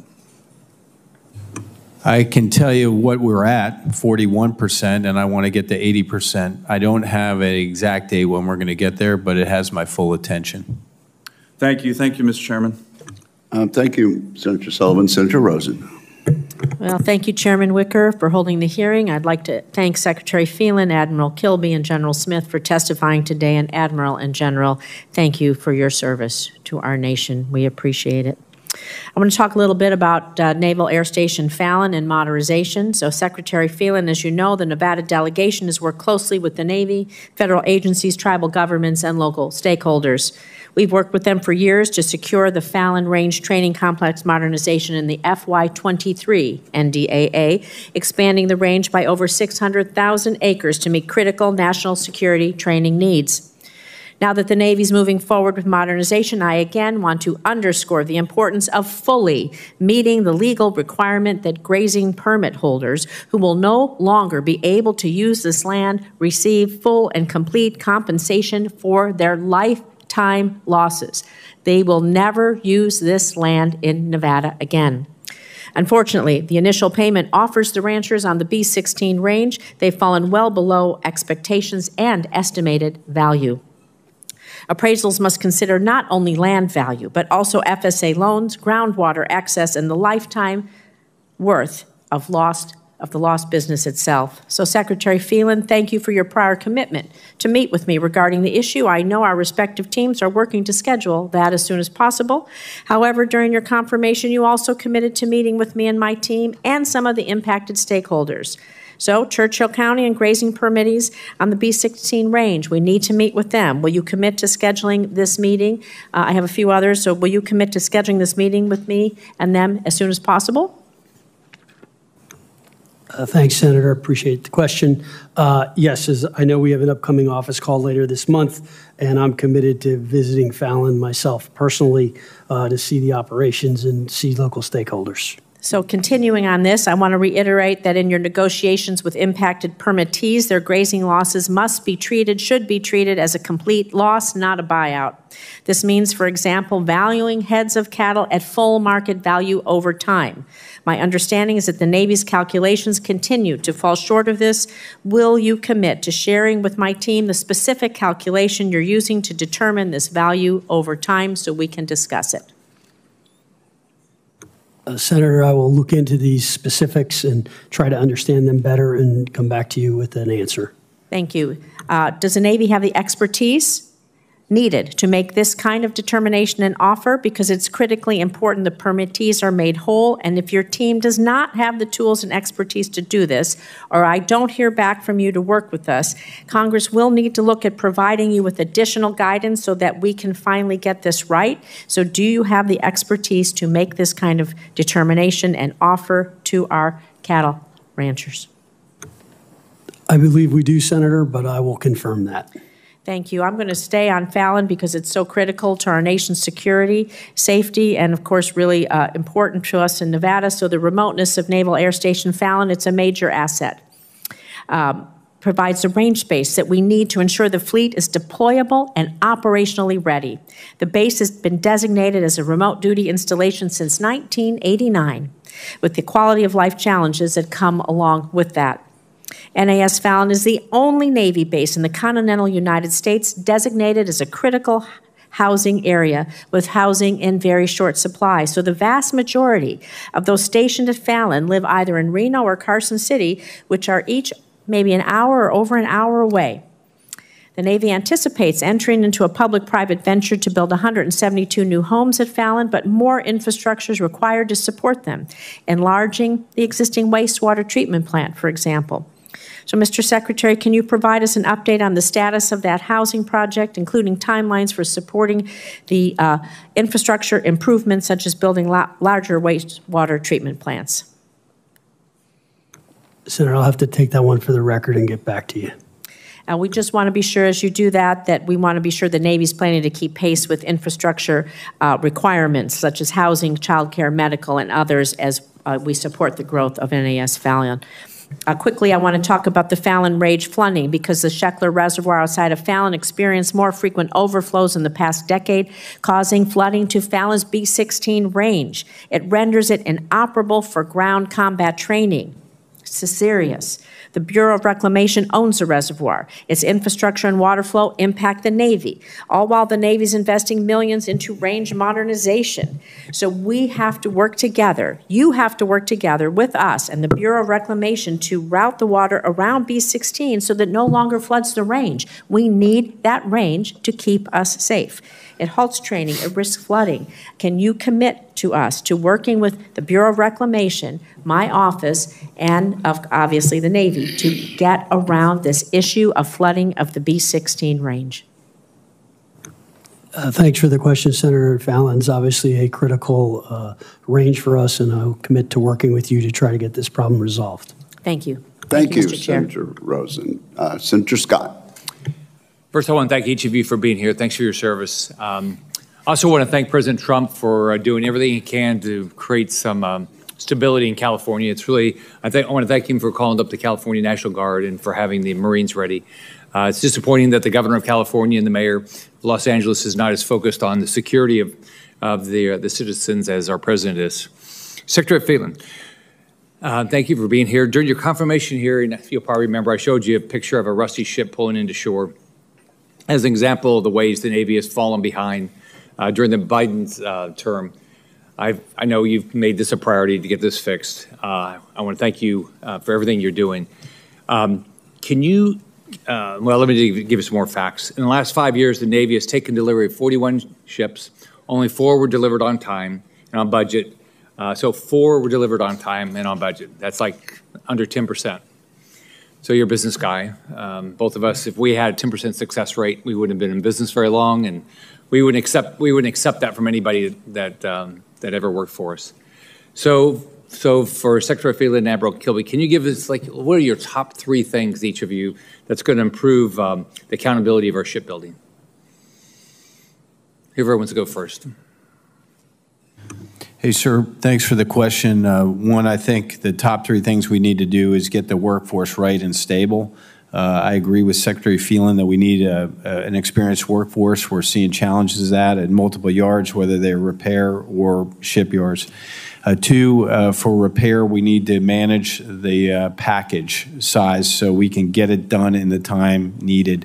Our delays are called in ship repair are caused by growth work, which means we discover something after the fact in the avail has begun. So I alluded earlier about doing those open inspects earlier, definitizing the package, and costing it out to do that work and not hope that we don't have to do those work. And then finally, I think there's some opportunities in the sparing accounts to do a better job, to have our parts available and ready when we need to do the avail, so we don't have a growth work because we're waiting for a part that's not readily available. Secretary, you want to add anything?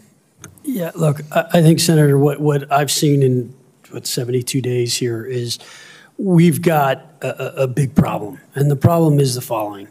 Number one, we have underinvested in our infrastructure. We've underinvested in our maintenance. We've been maintaining ships at 50, 60% maintenance, which is not good. The bills for prior conflicts is where we've spent a lot of money. And that all those deferrals, all that underinvestment is coming due. So we have a very, very tough job in front of us in terms of trying to figure out how to appropriately allocate capital to these different areas. As it relates to shipbuilding, we do not have the capacity to handle the ships that we need to build today. Okay, and so we need to put all options on the table, because I think I bucket it in kind of 2 ways. There's short term, which is how do I get hulls in the water? How do I get them out of the yard? And then long term, how do I get this maritime industrial base growing? We probably need to add shipyards. We need to bring in expertise. We need to digitize a number of things and add technology to things. When I went to the foreign yards, again, I saw things that were far more advanced than what we were doing, and we need to start to implement those and add those. So one thing, if you could do, is just as early as you can, give us a timeline of when you can do these things. So let me ask you one other thing. So I know we've talked about some of the issues the Navy's dealing with, and so the Marines and the Air Force are 100% recapitalized on their C-130s. The Navy needs over 30 C-130s, and unfortunately, they yet to have a program for this critical tactical airlift platform. I think they only have one on contract. So, first, General Smith, how important are the C-130s for the Marine Corps and Joint Forces?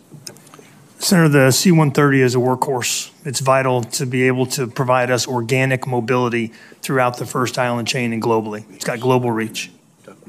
Okay, so Admiral Kilby and Secretary Phelan, tell me, is this a priority? And if it is, what's the timeline? So it is a priority for the Navy. It's competing with a lot of other priorities. I'd say 50% of our C-130 fleet are C-130Ts, and then the other 50% are KC-130Js refueling. So it provides flexibility for us and is helpful for us kind of in that Pacific logistics challenge, but we are challenged with a lot of priorities, sir. Are you will you be able to come back at some point and say, we got all these priorities, this is the list, this is when we're going to do, we're going to break these down one at a time, and this is how we're going to solve them? That would be helpful. Yes, sir. All right. Thank you, Chairman. Thank you. A vote has started, and members will come and go. Senator Scott, you asked the Secretary for a timeline. I wonder if you could do that for the record. Would you try to get a timeline and supplement your testimony today? Yes. It'll be easier the next time you testify. Yes. I'll work on that. Thank you both. So we're Peters now. Thank you, Mr. Chairman. Secretary Phelan, I certainly appreciate your commitment during your nomination, Harry, to work with me to get the Constellation class frigate program back on track. As we discussed in that hearing, and as you mentioned to House appropriators, these delays are due in part, and I think to quote, to post-contract design modifications by the government. The Navy and the shipyard have collaboratively made progress to rectify these issues, including in design completion, production ramp, and workforce hiring, as well as retention. And I'm glad that congressionally provided industrial-based funding that I supported has helped in each of these areas. And I know that you saw this progress firsthand during your shipyard program review visit just last week. And while there, I understand you learned about the frigate's vital role in the future Navy mission requirements, as well as the Great Lakes region's valuable contributions to the U.S. shipbuilding industrial base. So my question for you, sir, is what are your plans for the frigate program in particular, and how can we maintain this positive progress to get this program finally back on track? Thanks, Senator. I know this topic important to you. So I was at Fincantieri Marine 2 weeks ago. I was very impressed by the investments they've made in their shipyard and things they've done in an attempt to modernize. And I think there's some things that some of the other shipyards can actually take and potentially adapt. As it relates to the frigate program, I think as I've learned, I think the Navy has some culpability, as does the company, in terms of the problems we have. And I think it comes down to, candidly, in general, how we contract today. You're incented to just low bid and then come back to the government and ask for the fill-up. And we need to change that. As it relates to the frigate and in the force, still evaluating that. We're still trying to understand how it fits, when we can get it fixed, what the plans are for it. And so I will come see you as soon as we get a handle on that. But it is something we are looking at very hard. And I do think that the shipbuilder there has done a great job, and so we need to figure out how to keep that going and add to it and understand that. Great. Well, I'll look forward to future conversations on it. I appreciate your attention to that. Admiral Kilby, as you know, Michigan plays a critical role in the U.S. maritime industrial base, leveraging really a century-long legacy of manufacturing excellence. Michigan has been a powerhouse of innovation and industrial grit, from the arsenal of democracy during World War II to supplying today's automotive and aerospace sectors, including land systems for the U.S. Army. We've also been investing in skill-intensive training and produce critical naval components. Michigan has created a national model for cultivating the next generation of engineers, builders, and maritime innovators. This effort, I think, gives Americans a decisive edge over our adversaries who are also seeking to dominate global sea lanes as well as technological development. So my question for you, sir, is how is the DoD supporting and utilizing regional manufacturing ecosystems like we have in Michigan to reduce the reliance on foreign suppliers for critical naval components? Hey, sir, thanks for that question. I am not as familiar with Michigan as a site I went to visit in Senator Kane's state recently in Danville, Virginia. And that site has two purposes. One, it creates 5 specific trades in 16 weeks, and it goes 24/7, so 3 sections, 900 people a day to go add to our defense industrial base. And it also has a additive manufacturing center of excellence, which is working to get the IP so we can produce those parts that are out of circulation because they belong to older systems. So I think that could be replicated in our nation. I don't know if it is in your state, sir. I'll check. But I think we need to do that as much as we can to add to our workforce to get it back to where it needs to be to maintain our ships, aircraft, and our military across our country. Well, I'd like to work with you on that because Michigan is doing a lot of what you just described. So I'd like the Navy to have an opportunity to see and understand the contribution that the industrial workforce, which is highly trained, highly skilled in Michigan, and the advantages to deploying or employing them rather in Navy work would. I'd certainly welcome that opportunity. Yes, sir. I'll take advantage of that. Great. Thank you. Thank you. Senator Tuberville. Thank you, Mr. Chairman. Just a quick statement, Secretary Phelan. Everything we read, obviously, is China's using AI on almost everything that they do. They can build a bridge in 3 months. It takes us 3 years. I'm sure shipbuilding is part of that. In your travels, hopefully we're getting into that. I don't know how far and how impressed you have been with that. Any thoughts?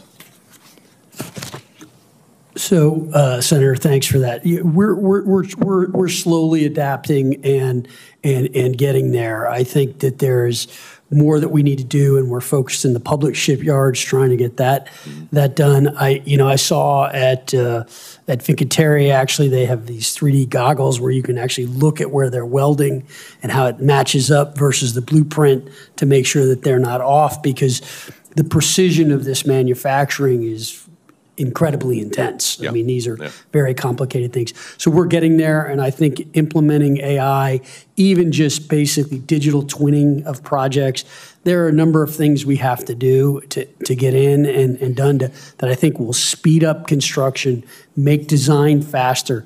We spend way too much time in requirements and design. This needs to move much, much quicker. So streamlining that, I think, will be helpful as well, including that. Just what I read, it looks like we're just falling farther and far behind, the Chinese, and we can't deal with that too much. General Smith, I'd like just to make a statement here and discuss to you about a constituent matter. Normally, this would be handled in emails and conversations between our staffs, and after more than 7 months of Headquarters Marine Corps being evasive and unresponsive to my questions, here we are. A little over 2 years ago, we had an F-35 crash in Charleston, South Carolina. The pilot, an Alabama constituent who entered service from my state, had been selected for a very important command and was in the process of converting from another aircraft and staying current for his new job. This mishap got a lot of attention because the pilot ejected. The aircraft continued to fly for an extended period of time before it eventually hit the ground. Of course, there was no way for the pilot to know that this would happen. If he had, he would have remained in the aircraft. What the pilot knew at the time was that the weather was bad, he had no visual reference with the ground, and his primary and secondary instruments had completely failed. Disoriented by the cascading failures and low to the ground, he ejected. The Marine Corps did what it always does. In these mishap situations, they had 3 investigations. One command investigation determined the mishap was in the line of duty and the pilot had committed any misconduct. It found no misconduct. A field flight performance board that focuses on pilot actions and abilities and the safety investigation that is meant to determine the truth of the incident and provide a way forward and lessons learned to prevent future occurrences. All three investigations were completed February 2024. This investigation and their summaries were routed to Headquarters Marine Corps, where it was determined that the pilot had acted appropriately and should continue his career. The pilot and his family were moved across country to Yuma, Arizona, and he took command in late June 2024, a year ago. General Smith, that July you visited the squadron, and while speaking with the pilot in his office, you asked him what his future plans were, stating, "We put you here for a reason, and the Marine Corps isn't done with you after this command." Then a month later, in August 2024, a redacted version of the command investigation was being prepared for public release.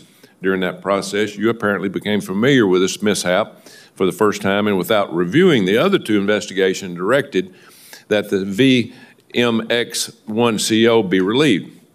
It is important to emphasize that all information on this mishap and the investigation had been available to Headquarters Marine Corps for more than 8 months by this point, and it was also available when this family was moved across the country. During the video call relieving him, this Marine was told by the Deputy Commandant for Aviation that you've done nothing wrong. You're doing a great job, but the Commandant had decided you could not stay in command. I wonder what the reason were for this erratic and hasty decision. The officer who conducted the command investigation inappropriately offered his opinion. That mishap was caused by pilot error. Of course, it was incorrect. The mishap was caused by a never-before-seen series of failures. This erroneous opinion is what you justified breaking faith with this decorated combat vet for more than 33 years of combat service because you never reviewed, obviously, the other investigation in detail, maybe at all. You didn't know or tell the different story of things that was said. Due to this unique circumstance of mishap, the board believes the pilot was justified in his decision to eject. Recovery from the previously described flight regime is not trained in the F-35 syllabus, and the FFPB believes that the predominance of naval aviators with similar experience of the F-35B would have made the same decision. This treatment of this pilot, to me, feels punitive and vindictive. There was no attempt by the Marine Corps to take care of this Marine or his family despite his excellent performance as CO and the abundance of misconduct of any kind. This family was denied a change of command ceremony, even after the committee's professional staff requested you evaluate this decision. General Smith, I would like you to get answers to these questions I've been asking since October. I prefer it to happen through normal means instead of a hearing, but I am chairman of the committee subcommittee on personnel, and we can arrange that. But to Trey and Jess Del Pizzo and their family, thank you for your many years of service and sacrifice to this great nation. I think you deserve much better here. There is no excuse to treat a Marine and his family this way. So I look forward to hearing from you, General Smith. Thank you. Do you have a response to that, General? Senator, I will get you everything I have on Cheese Del Pizzo's relief, but he was about to be the commanding officer of our Marine Aviation Weapons and Tactics Instructor Squadron, our premier squadron. And in all candor, sir, he punched out of a perfectly good airplane. And I can't allow an individual who punched out of a perfectly good airplane, a flyable airplane, to command our Marine Aviation and Weapons and Tactics Instructor Squadron. That is a flawless, no mistakes allowed command, and I couldn't allow him to take command of that squadron. Thank you. Look forward to visiting with you. Thank you. Senator, well, let's see. I'm not clear on who is Senator Slotkin. Thank you, Chairman. Thank you for being here. Commandant, thank you for being here. With everything going on in the country, I just want to give you the opportunity to talk a little bit. You know, the country is watching what's happening in LA. And first and foremost, if you use violence as a protester, you're no longer a peaceful protester,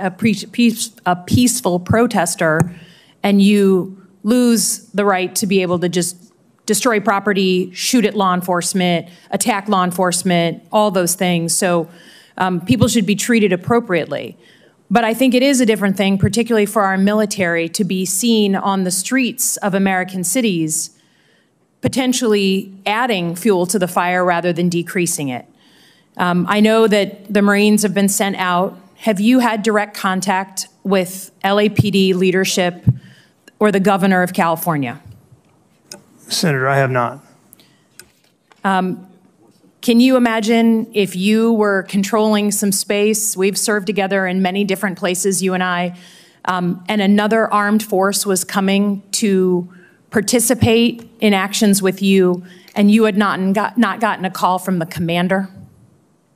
Yes, Senator, I can't speak to what NORTHCOM has coordinated. The Marines there are under the auspices of the U.S. Northern Command. Okay, well, I'd be interested to know if anyone has coordinated. Just pick up the phone so that we can try and have two groups of people who are, in theory, trying to do the same thing, coordinating. The reporting yesterday was that you all were scrambling, quote unquote, to figure out the rules of engagement, that you were sending folks without knowing what actual rules of engagement these Marines would be sent in with. Have they received any training on Miranda rights and custodial interrogation protocols? Do they have the ability to arrest? Senator, they do not have the ability to arrest. Great.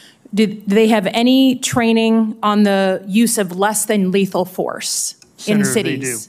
They do have training on less than lethal means. On batons, on tasers, Yes, beanbag rounds, et cetera? Yes, How many hours of... We no longer use beanbag rounds. Okay. How many hours of training have they received in less than lethal force? I mean, these are Marines, right? And when I served in Iraq, there was no one I wanted, no offense to anybody here, there was no one I wanted more protecting me than the Marines, whether I was in Ramadi or Fallujah or Baghdad or whatever. But that's very different than being active in American cities. So how many hours of less than lethal force have your Marines received in training? Senator, I'll have to get back to you with an exact number, but it's in excess of 2 hours. That is a standard annual training in the use of non-lethal means. So the LAPD folks who are out on the beat right now receive a minimum of 600 hours of training before they can be active in law enforcement. You can understand. And again, the problem for me is not, I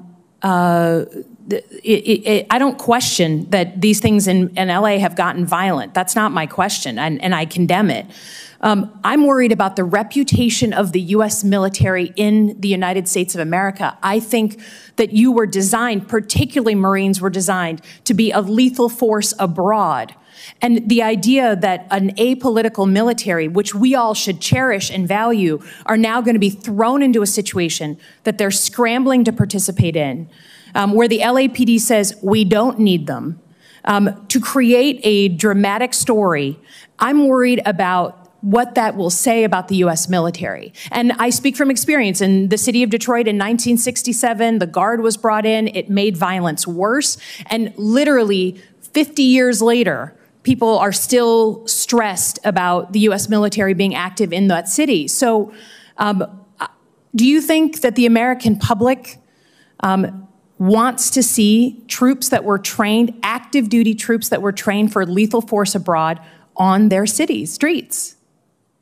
Yes, Senator, I can't comment on what the American people want to see or don't want to see. Well, I can imagine that most people are pretty disturbed by those pictures. And I've asked every single nominee who's come up in front of me here about this very issue because it was predictable. The president made clear he wanted to have this set of circumstances play out. It was in his Project 2025. He's talked about putting active duty troops in. And I am expecting leaders like you, who I know have deep integrity, to stand up for the U.S. military and saying that some of these missions, while we may figure out a way for them to be legal, don't support the reputation of the military that we need to uphold for the safety of this country. And we're counting on you. I yield back. Thank you. Senator Duckworth. Thank you, Mr. Chairman. I'm going to follow along on my colleague's chain of questioning. General Smith, I share her concerns and the concerns of the other members of this committee about the mobilization of the 700 Marines in response to the protests in Los Angeles. I am a Marine Corps family. My father, who lies at rest in Arlington, served in the United States Marine only for a few years. He was an Army officer for the rest of the time, but that man was a Marine until the day he died. Once a Marine, always a Marine, Senator. Hoorah. Hoorah. Hoorah. Now, even if this is technically legal, what the president is doing under an expansive interpretation of Article 2 authorities, I believe it is incredibly unwise. I don't condone violence or property destruction, but using active duty Marines for domestic protest response sets a dangerous precedent. When citizens around the country, not just in California, see Marines on the streets of America, it risks damaging their trust and politicizing a force that must remain apolitical and mission-focused. President Trump is asking Marines to be away from their families for a situation that the president himself said yesterday was, and I quote, this is what he said yesterday, simmering but not very much, end quote. Do you, General, have any concerns about the moral injury of Marines who are now being tasked to face Americans and deploy their community in an unprecedented way? And what are you doing to address those mental health concerns? Senator, Marines will execute their lawful orders. I don't have any concerns that about their moral damage. They're executing lawful orders that they're trained to do. They're completely confident and they're capable of conducting protection of federal personnel and federal property. I have no question on their ability to do their jobs. They're Marines after all. My concern is the psychological injury to Marines who are going to be told to turn on their fellow Americans. We know, and would you agree that there can be hidden injuries such as mental health injuries to Marines, whether they're at war? When you go to war, would you agree that there are hidden injuries that can happen, such as psychological injuries? There are psychological injuries when one goes to war, yes, ma'am. Yes. Are you concerned that there might be psychological injuries to the Marines who are being told to turn on American citizens during this deployment? Well, Senator, I would say that these Marines are not being told to turn on their fellow citizens. They're conducting federal property protection. So you have no concern that there might be Marines that are having a psychological negative reaction to being put on. I'm not saying that they can't do their jobs. I'm saying you have no concerns and you're not preparing for any mental health counseling as a result of this deployment for these 700 Marines. Well, Senator, we always have mental health counseling available to Marines at all times for any purpose, but I don't have any heightened concerns about this. Okay. Well, active duty troops are trained for war fighting and not policing. We ask a lot of different, very difficult things of our troops, taxing their mental health. And now we're sending them to turn on their own communities outside of their normal training. I would be concerned for the well-being of our heroes. I want to switch my line of questioning to Sealift and leveraging our international partners. There's a reason that our system is supposed to prevent the use of our military on our soil, except for the most necessary circumstances. Ideally, in coordination with local elected leaders, the alternative is un-American. From my perch on this committee, and the Commerce Committee, changing topics a little bit, I am concerned about our military and commercial maritime capacity. I appreciate the leadership of many of my colleagues on this issue, and I strongly support ongoing efforts to expand our domestic shipbuilding industrial base. Even with this renewed emphasis on domestic shipbuilding, especially of commercial vessels or big-ticket military ships, I remain concerned that we are underinvesting in a critical element of any future fight, sea lift. It will not matter how many submarines or destroyers we can build if equipment, fuel, and resupply cannot make it to theater. And if our troops don't have enough ships to ferry each other and their resupply from place to place within the theater, and this is especially important for the Marines to have amphibious and local resources, I'd like to ask all of our witnesses, do you agree that we lack the necessary number of sea lift or auxiliary vessels to meet the logistical demands of a contested environment in the Indo-Pacific? Admiral, I'd like to start with you, and everybody on the panel, please respond. I think we can do better there, ma'am. I'm not sure I would say we lack. I do think we've pursued a buy-used philosophy, and those used ships, at least the initial ones, took a lot more work to get them serviceable. The latest ones have been better, but I think a buy new and used philosophy is probably prudent going forward. Do you think we could benefit from partnering with friendly foreign nations on co-production and co-sustainment of auxiliary vessels, from cargo ships to small supply boats to cable repair ships, et cetera, to build surge production and maintenance capacity within the theater? I do, Senator, and I also think there's opportunities to bring that work into the United States. Yeah, I think there's opportunity for both. Mr. Secretary? I concur with the Admiral. I don't have really much to add to what he said. What currently prevents the Navy from developing or scaling foreign partnerships to build or maintain our auxiliary vessels, Mr. Secretary?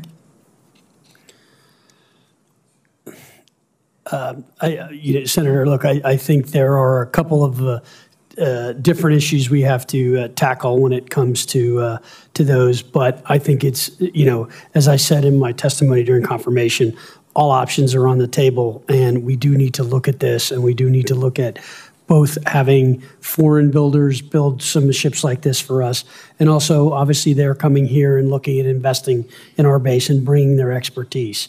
So I think that would be very useful to us. Or even partnering with American builders, but overseas in theater to be able to provide immediate repair.